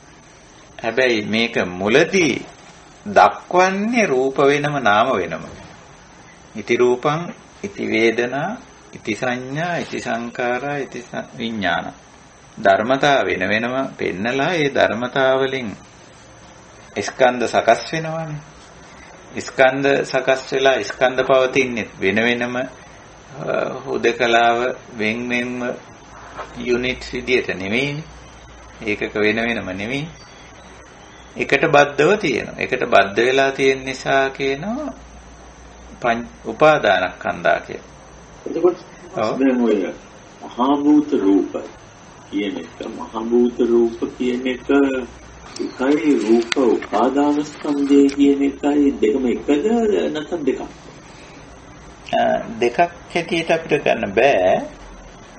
මේවා සකස් වෙලා තියෙන දැන් උපාදානස්කන්ධ සකස් වෙලා තියෙන්නේ රූප උපාදානස්කන්ධේ රූප උපාදානස්කන්ධේ නැතුව රූපස්කන්ධය සකස් වෙලා තියෙන්නේ භූත රූප වලින්. ඒ කියන්නේ ප්‍රාථමික ඒකේ මූලික අවස්ථාව වෙන්නේ හතර මහා භූත. ඒවා එකට ගොනු වීමෙන් උපාදාය රූප හැදෙනවා. එකට ගොනු වෙලා හැදෙන එක උපාදාය රූප. එතනත් අර උපාදා කියන වචනේ තියෙනවා. ඒ කියන්නේ මේවා එකට ගොනු වෙනවා කියන අර්ථය. බද්ධ වෙනවා කියන අර්ථය. බද්ධ වීම අල තියෙන මම කියන්නේ කරුණේ සංවාංශයේ දේශනාවල මේ නාම රූපේ රූපය නාම මාත්‍ර රූපයක් කියලා සංවාංශේ සදාන් කරන තවත් තියෙනවා. ඔව්. ඒ නාම මාත්‍ර රූපයක් කියලා කිව්වම මට එකෙන් අදහස් වෙන්නේ මහා භූත වලට සම්බන්ධයක් නැති එකක් කියලා. ඒක නැවත අහලා බලන්න මම ඒක මාත්‍ය කොහොමද තේරුම් ගත්තේ කියලා. ඒ කියන්නේ රූපය අපි හිතමු දැන් උදාහරණයක් අපි කතා කරමුකෝ. එතකොට මේක පැහැදිලි වෙයි. අපි හිතමු මහත්යාගේ ගාඩන් එකේ වත්තේ මල් ගහක් හෝ පළතුරු ගහක් තියෙනවා කියලා. ඒක මහත්ය හිතුවේ නෑ. කවුරු හරි වෙන කෙනෙක් හිටවල. තියෙනවා ගහක් එහෙමයි. මල් ගහක් හෝ පළතුරු ගහක් තියෙනවා. දැන් මේක මල් ගහව පළතුරු ගහ අපි දන්න පැහැදිලිව රූප ධර්මයක් කියලා. තාම මහත්යට එහෙම එකක් නෑ. ඒ කියන්නේ ඒක නොදකින්නක. හැබැයි වෙන කෙනෙක් නෝන හරි කවුරු හරි ඒක හිටවල තියෙනවා. ඒ මල් පෝච්චිය අර කොහේ හරි තියෙනවා. ඒක දැන් පැලවිලා තියෙන්නේ මල් හැදිලා තියෙන පළතුරු ගහක් නම් පළතුරු හැදිලා තියෙන්නේ. හැබැයි එහෙම එකක් තිබුණට තාම මහත්යට නෑ එහෙම ගහක්. ඇයි? තාම ඒක දැක්කේ නෑ. යම් වෙලාවක දකින්නේ මොකක් ආධාරයෙන්ද? නාම ධර්මයක් එතෙන්දී අපිට උපකාරී වෙනවා. නාමයක උපකාරයෙන් තමයි මහත්යට පළතුරු ගහ දකින්නේ. මල් ගහ දකින්නේ. එතකොට එතෙන්දි චක්කු විඥානය ඔන්න ඉස්සර වෙලාම උපකාරී වුණා. වත්තේ විදිනකොට ඔන්න ඇහැ ගැහුණා කියලා අපි කියන්නේ. ඇහැට මුණ ගැහුණා. මුණ ගැහුණාම ඔන්න චක්කු විඥානය පාළ වෙලා චක්කු සම්පස්ස වෙලා ඔන්න එතකොට මහත්යට තියෙනවා එතන මල් ගහක් පළතුරු ගහක් තියෙනවා. එතකොට මේ රූපය නාම මාත්‍රයෙන් ලැබෙන එකක්. රූපය නැහැ කියන්නේ නැහැ. එතකොට මේකෙන් අදහස් කරන්නේ රූපයක් නැහැ කියන අදහසක් ඉන්නේ නැහැ. නාම මාත්‍රයෙන් තමයි රූපය නාමයෙන් මේක අපි අඳුනගන්නේ. අපිට රූපකායක් තියෙනවා කියන එක වුණත් අපේ ශරීරය වුණත් බලන්න ශරීරය ගැන අවධානය යොමු වෙන්නේ නාමයේ විසින්නේ. දැන් අපේ ශරීර උදාහරණයකට අපේ ශරීරය ගත්තොත් කොතනක හරි අපි හිතමු කැක්කුමක් එනවා කියලා. එතකොට දැන් ඒ කැක්කුම කියන එක ඉස්මතු කරලා පෙන්නන්නේ වේදනාව විසින්. වේදනා කියන නාම ධර්මයේ තමයි කියන්නේ මෙතන හිර වෙලා තියෙන්නේ. මෙතන තද වෙලා තියෙන්නේ. මෙතන හිරි වැටිලා තියෙන්නේ කියලා. එතකොට හිරි වැටීම භෞතික දෙයක් වෙන්න පුළුවන්. තද වෙලා තියෙන එක භෞතික දෙයක් වෙන්න පුළුවන්. හිර වෙලා තියෙන එක භෞතික දෙයක්. නමුත් ඒක පෙන්වුවේ නාමයේ විසින් මේ වේදනාව කියන නාම ධර්මයේ විසින් පෙන්වන්නේ. එතකොට රූප ධර්මය නාම මාත්‍ර රූපයක් කියලා කියන්නේ ඒක හාමුදුරන්ගේ ප්‍රකාශනයක් ඇත්තටම. කටුකුරුන්ද හාමුදුරන්ගේ ප්‍රකාශනයක්. නාම මාත්‍ර රූපයක් කියන එක. ඔව් එතනින් අදහස් හාමුදුරුවෝ අදහස් කරලා තියෙන්නේ රූපය නාමය නැත්තම් රූපය ගෝචර වෙන්නේ නැහැ. ඒක නිසා රූපය නාමයෙන් ලබා දෙනවා, නාමයෙන් විසින් පෙන්නලා දෙනවා, නාමයෙන් විසින් ගෝචර කරනවා කියන අර්ථයෙන් මම තේරුම් අරන් තියෙන්නේ ඒක. නාම මාත්‍ර රූපයක් කියන එක කියන්නේ ඒකයි. රූපය නාමයෙන් තමයි අල්ලලා දෙන්නේ. අර මං කියපු උදාහරණය ඔය මල් ගහක් හරි පළතුරු ගහක් හරි ඔය ගාඩන් එකේ වත්තේ තිබුණාට එහෙම එකක් මහත්යට නැහැ. තාම නොදකින්නක. දැක්කම තමයි පිළිගන්නේ තියෙනවා කියලා එහෙම එකක්. හැබැයි එහෙම නොදැක්කත් එතන ඒක තියෙනවා. මොකද ඒක ඊටවපු කෙනා ඉන්නවනේ පැහැදිලිවම. හරි. ඒක වෙන කෙනෙකුට හරි තියෙනවනේ. ඔව්. ඔව් තියෙනවා ඒක. නමුත් අපිට තියෙනවා කියන්න අපිට පේන්න ඕන චක්කු විඥානේ පහළ වෙලා චක්කු අවුඩුම ගානේ චක්කු විඥානේ පහළ වෙන්න ඕනේ. ඒකෝර තමයි අපි කියන්නේ ඔය අපේ වත්තේ එහෙම ගහක් තියෙනවා කියලා. අනිත් උසන්වාස මම මේක බැලුවම පේන දෙයක් තමයි දැන් මෙතන මේ රූප වේදනා සංඥා සංකාර විඥාන පහතම මෙතන කියන්නේ ඉති රූපස්ස සමුදයෝ ඉති රූපස්ස අත්තගම. ඔව්. වේදනාවට ඉති වේදනාය අත්තගම. ඔව්. එතකොට මේක මේ සුඛ දුක්ඛ දුක්ඛම සුඛ එහෙම මොකක් කතාවක් මෙතන කියවෙන්නේ නෑ. කියවෙන්නේ මොකද මේක ධර්මතා මට්ටමින්නේ ගන්න. දැන් වේදනාව සුඛ කියලා කියන්නේ අපි සුඛ ලක්ෂණය ඇත්තටම අපි තමයි ආරෝපණය කරන්නේ. ඒ කියන්නේ අපේ ලේබල් එක නේ. ඔව් අපේ ලේබල් එකක් නේ ඒක. එතකොට යම් කිසි දෙයක් තියෙනවා. හරිද? ඒක විඳලා අපි කියනවා මේක සුඛයි, මේක සැපයි කියලා. ඒකක් විඳලා අපි ඒකට කියනවා ඒකේ තියෙන ගති ලක්ෂණයට ඒ ධර්මතාවයට අපි නමක් දෙනවා සුඛ කියලා. ධර්මතාවයට අපි නමක් දෙනවා දුක්ඛ කියලා. නමුත් ධම්මානුපස්සනාවේදී ධර්මතා කියන්නේ අර මූලික ධර්මතා මට්ටමින් අපි දෙන සංස්කාරය ගන්න නෑ. සංස්කාර වෙනම සංස්කාර ස්කන්ධයට ගියාම තියෙනවා. නමුත් ධර්මතා මට්ටමින් තමයි පෙන්නගෙන යන්නේ මේක. ධර්මතාවයක් හැටියට.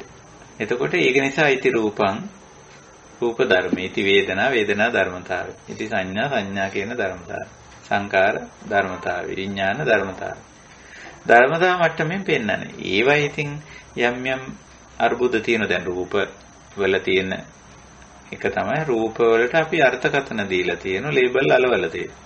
මම අර මුලදී පටන් ගත්තේ කියනකොට කිව්වේ මේ ස්ත්‍රී රූප, පුරුෂ රූප, ගස් වැල් මේවා කියලා ඒවා අපි ඒවට දීලා තියෙන නංගන් වටිනාකම්නේ. ඇත්තටම එහෙම නංගන් වටිනාකම් ඒ රූපේ නැහැනේ. එතන තියෙන්නේ හුදු රූප ධර්මයක් විතරයි. නමුත් අපි මේ රූප ධර්මය තව රූප ධර්මයකින් වෙන් කරලා අඳුන ගන්න ඕන නිසා අපි ඒකට නමක් දෙනවා. ඊළඟට අපි මේ රූප ධර්මයේ විඳලා අපේ වින්දනයේ ප්‍රමාණය හැටියට අපි ඒකට වටිනාකමක් දෙනවා නේ. එතකොට දැන් ඒ නම රූප ධර්මයේ තිබ්බේ නැහැ. ඒ වටිනාකමත් රූප ධර්මයේ තුල තිබ්බේ නැහැ. ඒ නමයි වටිනාකමයි දෙන්නේ අපි ඇත්තට. ඒකයි. නමුත් ඒ නම් සහ වටිනාකම් මෙතෙන්දී අතහැරලා තියෙන්නේ ධර්මතා මට්ටමේදී. ඒ අතහැරියොත් තමයි හටියට ධම්මානුපස්සනාවට පැමිණීමක් සිද්ධ වෙන්නේ. නැත්තම් මොකද වෙන්නේ? අපි ගනුදෙනු කරන්නේ ධර්මතා මට්ටමින් නෙමෙයි.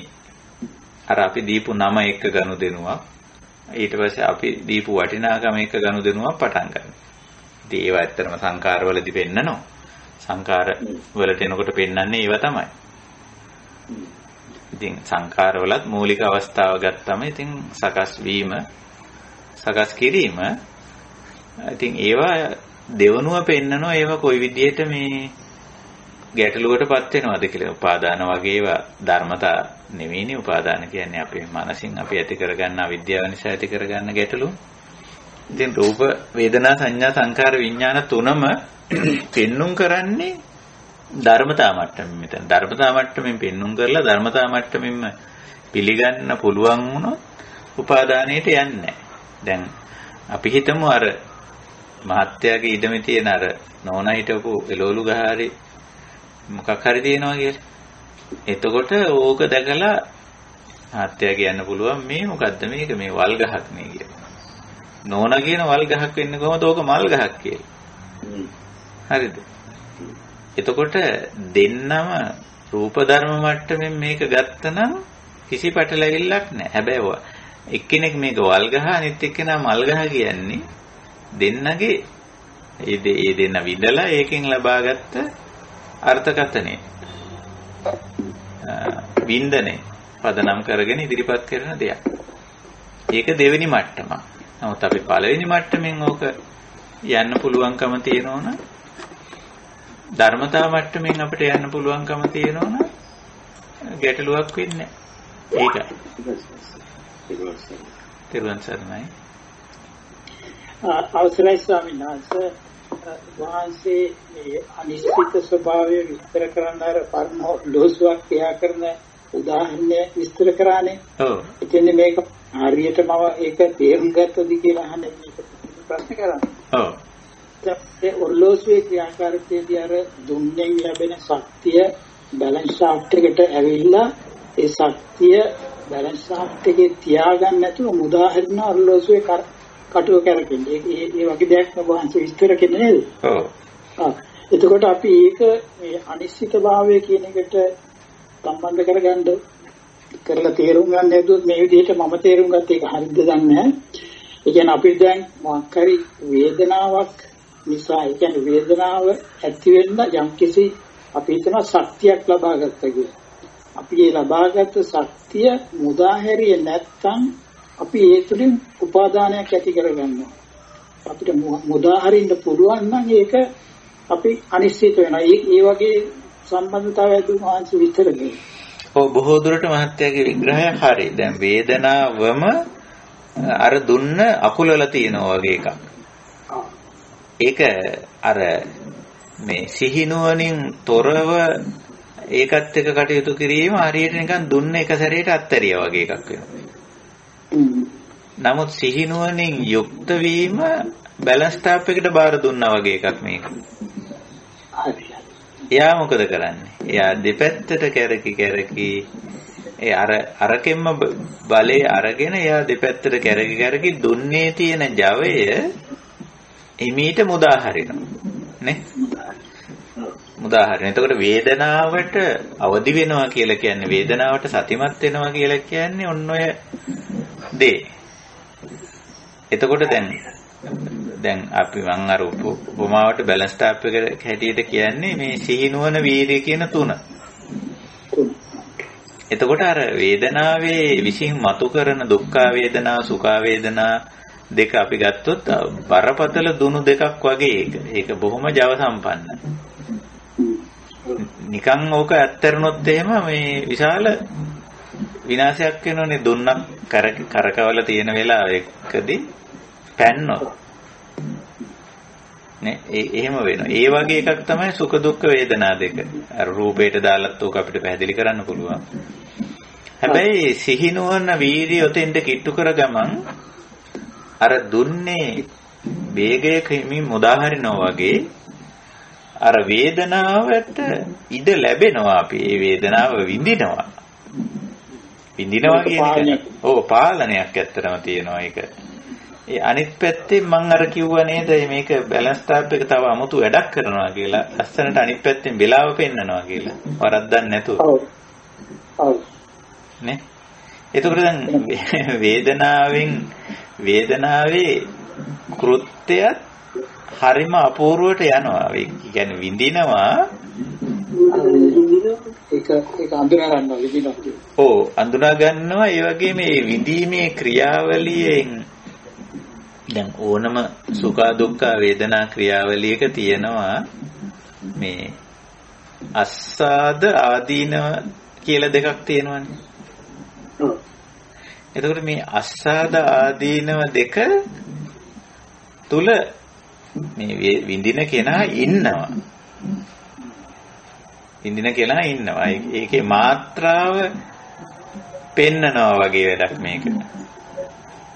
ඒ කියන්නේ සිහිනුවණින් විඳින කෙනා අපි මේ වේදනාව සම්බන්ධයෙන් ගත්තොත් සිහිනුවණින් විඳින කෙනා අර සුඛ වේදනාව කියන මහා දුන්න අකුලල තියෙන එකකින් අරගෙන හරි මාත්‍රාව විඳිනවා. ඒකට අවශ්‍ය ප්‍රමාණය විඳිනවා. ඒක නොවිඳ ඉන්නව නෙමෙයි. ඒක හරියට අර ලස්සනට වෙලාව පෙන්නනවා වගේ අඩු වැඩි කරන්නේ නැතුව. දැන් හරියට වෙලාව යනවා කියන්නේ අඩුත් නැතුව වැඩිත් නැතුව යන්නේ බෑ. ඒ වගේ ඔතනදී සිහිනුවන වීරිය තමයි ඔය රූපේදී වේදනාවේදී සංඥාවේදී සංකාරයේදී විඥානයේදී පිහිටවන්නේ. ඒක පිහිටවපු ගමන් අර මහා ජවයට බැලන්ස් ටාප් එකක් තිබ්බා වගේ. ඔව් සාන්දේක ගොඩක් පැහැදිලි තේරුම් සරණයි. එහෙමයි ස්වාමීන් වහන්සේ. දැන් එතන දැන් ඉද බික්ඛවේ බික්ඛු ඉති රූපං ඉති රූපස්ස සමුදයෝ ඉති රූපස්ස අත්ංගමෝ කියන එක ඇත්තටම ඉතා කෙටි වාක්‍යයක් විදිහට ගත්තාම ස්වාමීන් වහන්සේ දැන් මට පේන විදිහට ඒ දැන් මේ ශ්‍රාවකෙක් ධර්මයේ හැසිරෙනවා නම් රූපයේ මෙබඳු ස්වභාවයෙන් යුක්තයි කියන තැන ස්වාමීන් වහන්සේ එතන ටිකක් මට වැටහුනේ මේ විදිහට මේ ඒ කියන්නේ ස්වාමීන් වහන්සේ දැන් අපි ඔබ වහන්සේ අර කල් අවස්ථාවේ ඉඳන් කියලා පටන් ගත්තානේ. එතකොට කලලය ඊළඟට මව් කුසින් බිහි වෙන අවස්ථාව ඊළඟට ඒ වගේ වයසට යනකම් රූපේ තියෙන විපරිණාමය දැන් නාම කොටසින් තමයි මේක දකින්නේ. නමුත් නාම කොටස ටිකකට පසකින් තබලා රූපය විතරක් දිහා අපි නිකන් ඒක මට පේන විදිහට කියන්නේ මම මේ ගන්න විදිහට නාමයෙන් තමයි මේ සියල්ලම අවබෝධයට ගන්නේ.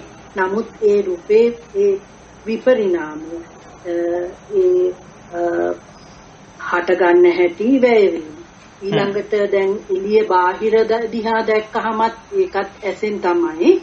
නමුත් දැන් ගහකොළ දිහා විශේෂයෙන් අපි මේ වගේ රටක ඉන්නකොට ඒ ගහකොළ ඒ කියන්නේ සමයකේ වින්ටර් එකේ ඒ වගේ කාල වශයෙන් කොහොමද ඒ කොළවල විපරිණාමයට පත්වන්නේ මේ විදිහට බලනකොට ස්වාමීන් වහන්සේ මට වැටහුණ දෙයක් තමයි එතන දැන් රූපේ විපරිණාමය දකින්නකොට ඇත්තටම නාමයට පවතින අවස්ථාවක් නැහැ. මොකද එතන ඇලීමක් ගැටීමක් නැහැ. රූපය අවබෝධ වෙනවා. රූපය මේ වගේ දෙයක්. රූපය ඒ කියන්නේ විපරිණාමයටපත් වෙන දෙයක්. එතෙන්ට ඇලෙන්න ගැටෙන්න මුලා වෙන්න දෙයක් නැහැ කියලා. එතකොට රූපය අවබෝධ කරනවත් සමගම මට පේන්නේ නාමයට පවතින දෙයක් නැහැ. අර හැමතිස්සෙම පේන්නේ ස්වාමීන් වහන්සේ බුදුරජාන් වහන්සේ දේශනා කරේ අර බට කැරලි දෙකක් එකට තිබ්බට ඒක වෙන වෙනම පවතිනවා කියන එක. එතකොට රූපය විපරිණාමයට යනකොට නාමයට ඉබේම පවතින තැනක් නැහැ. එතනත් ඇති වෙලා කියන්නේ ඇත්තටම හට ගන්නත් දෙයක් නැහැ. එතන අර නෙළුම් කොළේට වතුර ටිකක් පැටිලා ඒ වතුල බින්දු ටික විමට පතිත වෙනවා හා සමානව එතන ඒ විදිහට නේ ස්වාමීන් වහන්සේ එතන අවබෝධ වෙන්නේ. ඔය ඇත්තම මේ ඔය නාමයට ඉඩක් නැහැ කියන එක අපේ ධර්මයේ කතා කරලා තියෙන ඔබතුමීගේ අත්දැකීම හරි. නමුත් එතන ඉඩක් නැති වෙන්නේ මේ අකුසල නාම ධර්මයේ දැන් නිශ්චිත භාවයට ඉඩක් නැහැ. නිශ්චිත භාවය කියන්නේ අර ඇලෙන ගැටෙන මුලා වෙන මානසිකත්වයට ඉඩක් නැහැ. ඒකට ඉඩක් නැහැ. ඒකයි. එතකොට නමුත් අපිට මේ රූප ධර්මය නිකන් අපිට ගෝචර වෙනවා. ගෝචර නොවෙනවා නෙවෙයි වේදනාව ගෝචර වෙනවා, රූපේ ගෝචර වෙනවා. නමුත් එතන ඉඩක් නැහැ මේ අර අකුසල නාම ධර්මයට ඉඩක් නැහැ. නිශ්චිත භාවය කියලා අපි කියමු ඒකට.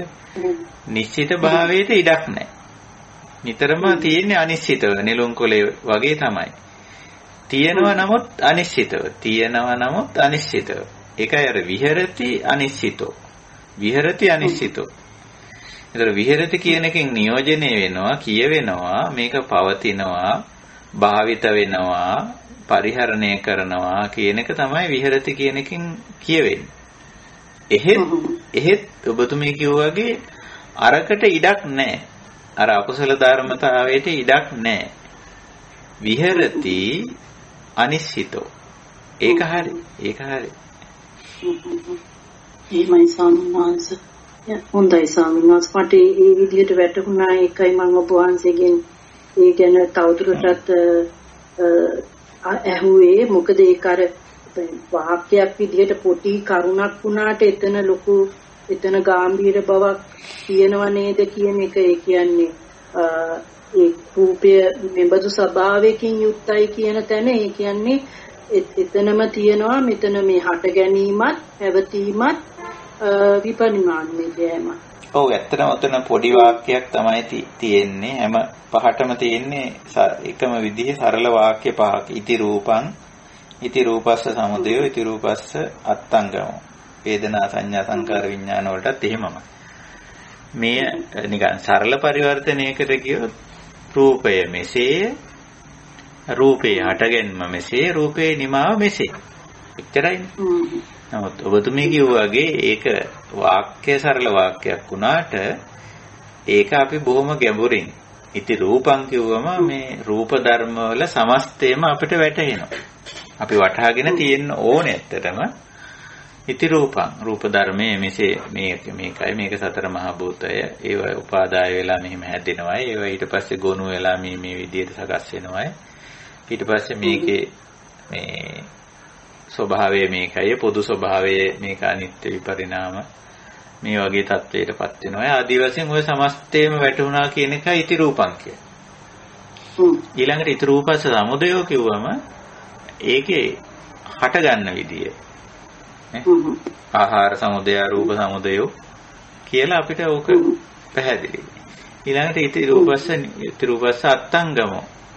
ආහාර නිරෝධා රූප නිරෝධෝ කියලා. ඉතින් ඒක රූපේ හට ගැනීමට අවශ්‍ය කරන ආහාර ටික ලැබුණම රූපයක් හට ගන්න. ඒ ටික තියෙනකන් ඒක ලැබෙනකන් රූපේ පවතිනවා. ඒක නොලැබී ගියාම රූපේ අවසන් වෙනවා. ඉති රූපස්ස අත්තංගමෝ කියලා අපිට ඕක ගැඹුරින්ම වැටහෙන්න ඕන. පොඩි වාක්‍යයකින් කිව්වට කමටහනේ. හැබැයි ගැඹුරු තේරුම් ගැනීම තියෙන කෙනා තමයි අර අනිශ්චිත වෙන්නේ. ඔබතුමී කියනවා වගේ මේක සරල වාක්‍යයක් තමයි. ඒකට සරල වාක්‍යය ඇතුලේ මහා ගැඹුරු දෙයක් කියවෙනවනේ. එහෙමයි. තව එකක් ස්වාමීන් වහන්සේ දැන් එකපාරට දැන් අපි රූපය කියලා අපිට පේන්නේ මේ බඹයක් විතර මේ අපේ ශරීරය දිහා අපිට පේන්නේ නැති. ඊළඟට මේ ශරීරේ කොටස් ටික වෙන වෙනම නම් කරලා පැත්තකින් තිබ්බට පස්සේ ඊළඟට ආයෙ එකතු වෙනකොට ඝණයක් වගේ හරියට ඒක මට වැටෙන්නේ නිකන් රස දිය බිඳුවක් එකට එකතු වෙනවා වගේ ආයෙ පොඩි කෑලි වලට කැඩලා යනවා ආයෙ එකට එකතු වෙනවා ඔව් වගේ. ඒ කියන්නේ ස්වාමීන් වහන්සේ මේකේ කොටස් ටිකත් වෙන වෙනම දැකලා ඊට පස්සේ කොටස් ටික තුලත් එතන රූප කලාප ටිකක් විතරයි. කියන්නේ පඨවි ධාතුව තුලත් ආපෝ ධාතුව තුලත් තේජෝ ධාතුව තුලත් පවතින එකම දෙයක්.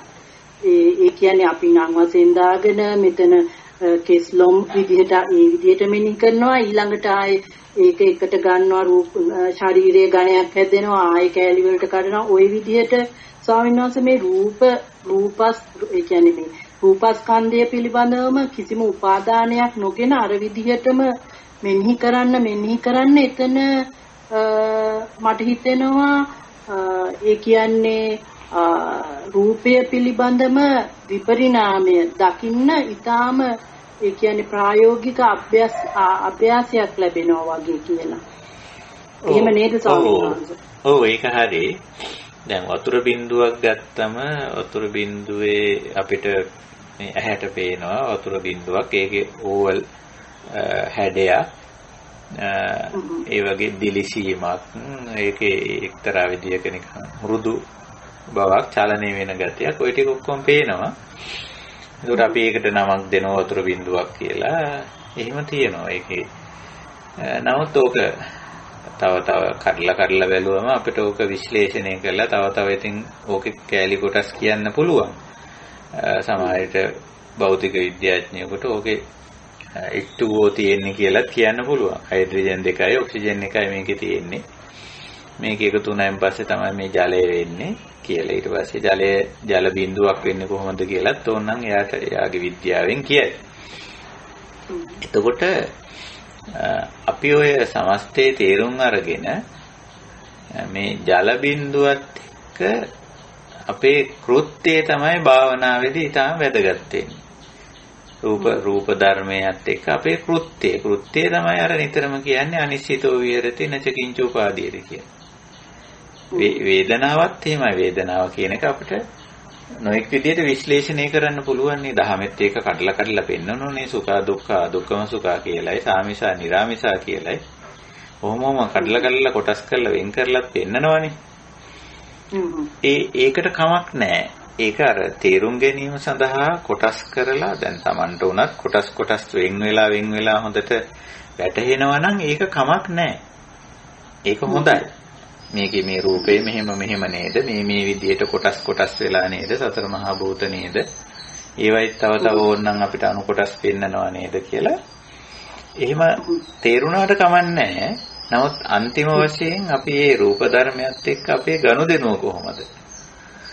ඒක තමයි සතිපට්ඨාන භාවනාවේදී උගන්වන්නේ අපිට. ඒතරු එළිමින් ගැටීමෙන් තොරව වාසය කිය. ඒක තමයි උගන්වන්නේ. ඒ ප්‍රධාන මුළු සතර සතිපට්ඨානෙම ගමන් කරන්නේ ආතාපි සම්පජන්න සතිමා කියන මේ මූලික කුසලතා තුන එක්ක යන්නේ. ඒ තුන එක්ක යන්නේ. ඒ තුන නිසානේ අපි නෙළුම් ගොලයක් වගේ වෙලා තියෙන්නේ.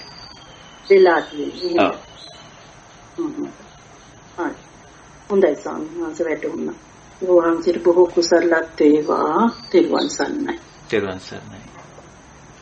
හොඳයි අපිට වෙනත් කතා බහ කළ යුතු දේ නැවතනම් අපිට අදට අපේ භාවනා පුහුණුව අවසන් කරන්න පුළුවන්. එතකොට අපි නැවත හෙට නොවේ අනිද්දා මුණ ගැහෙනවා ඒ සූත්‍ර සාකච්ඡාව සඳහා. ඉතින් මම හිතන්නේ අපේ සූත්‍ර සාකච්ඡාවලුත් අපේ භාවනාවට හුඟක් උපකාර වෙනවා. ඒ සූත්‍ර සාකච්ඡාවේදී අපි හුඟක් කරන්නේ ධර්මතාව අවබෝධ කර ගැනීම. භාවනාවේදී අපි පුරුදු වෙන්නේ ධර්මතාවත් එක්ක පවතින්නේ මෙන්න මෙහෙමයි. අනිශ්චිතෝ විහෙරති.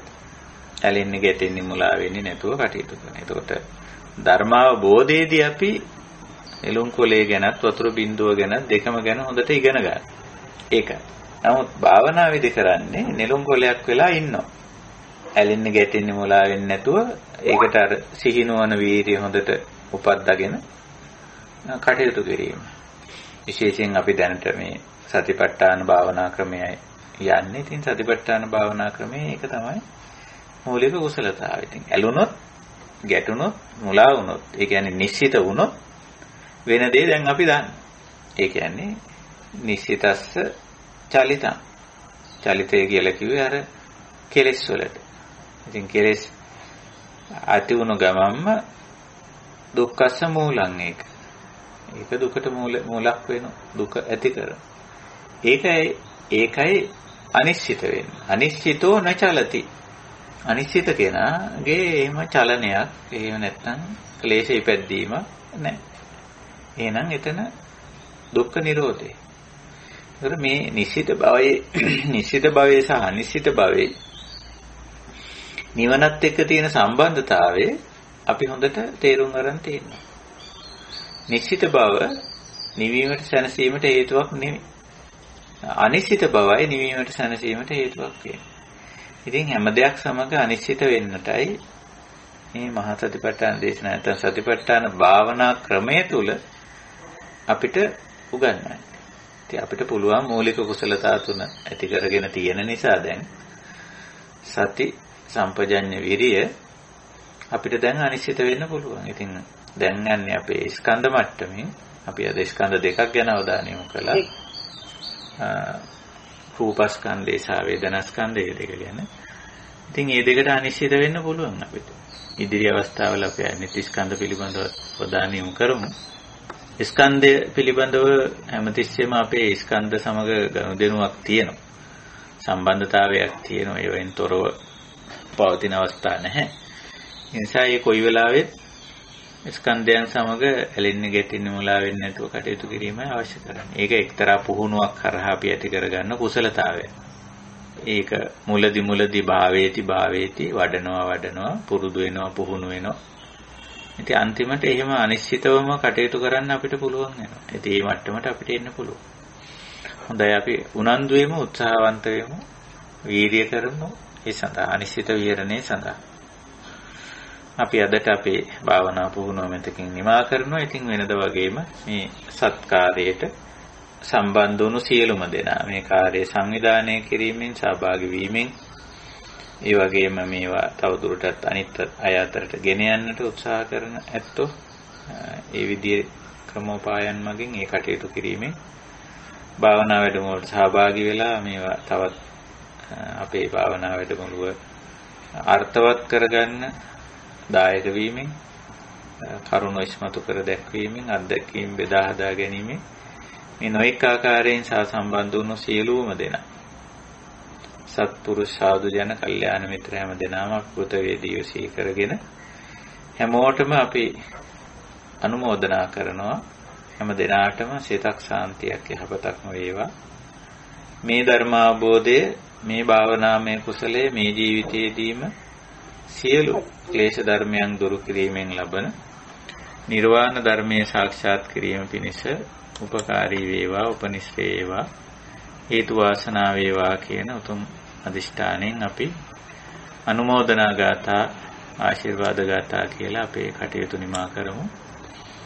එත්තාවතාච අම්හෙහි සම්බතං පුඤ්ඤ සම්පදං සබ්බේ දේවා අනුමෝදන්තෝ සබ්බ සංපත්ති සිද්ධියා ආකාසට්ටා ච බුම්මට්ටා දේවා නාග මහිද්దికා පුඤ්ඤන්තං අනුමෝදිත්වා චිරං රක්ඛන්තු ශාසනං චිරං රක්ඛන්තු දේශනං චිරං රක්ඛන්තු මං පරන්ති ඉදං මේ ඥාතීනං හෝතු සුඛිතා හොන්තු ඥාතයෝ සබ්බේ සත්තා ච භූතා ච හිතා ච මේ අනුමෝදිත්වා ඉමං පුඤ්ඤං බෝධයන්තු සිවං පදං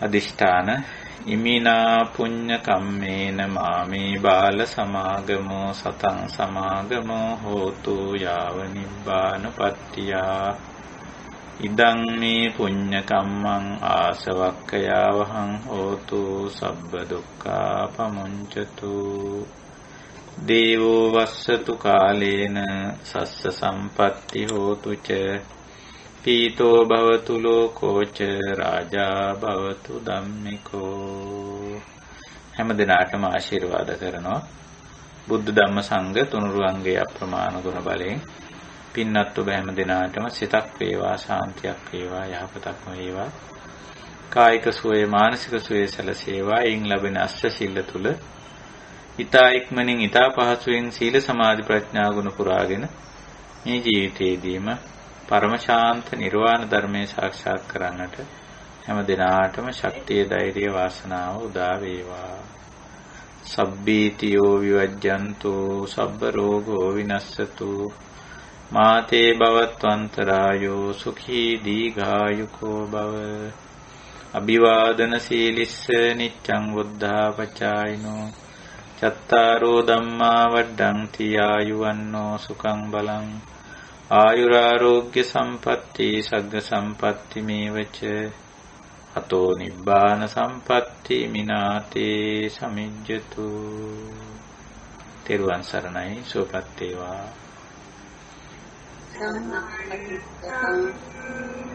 ගුණ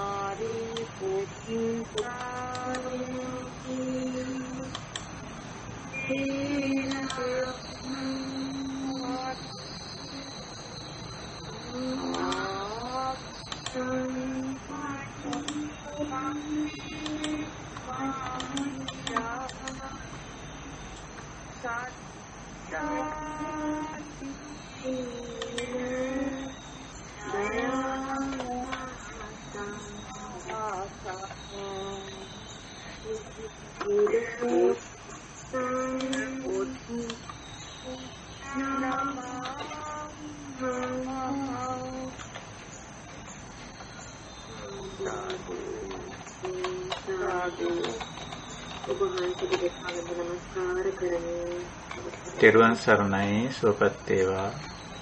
තෙරුවන් සරණයි. තෙරුවන් ලෝක වේවා.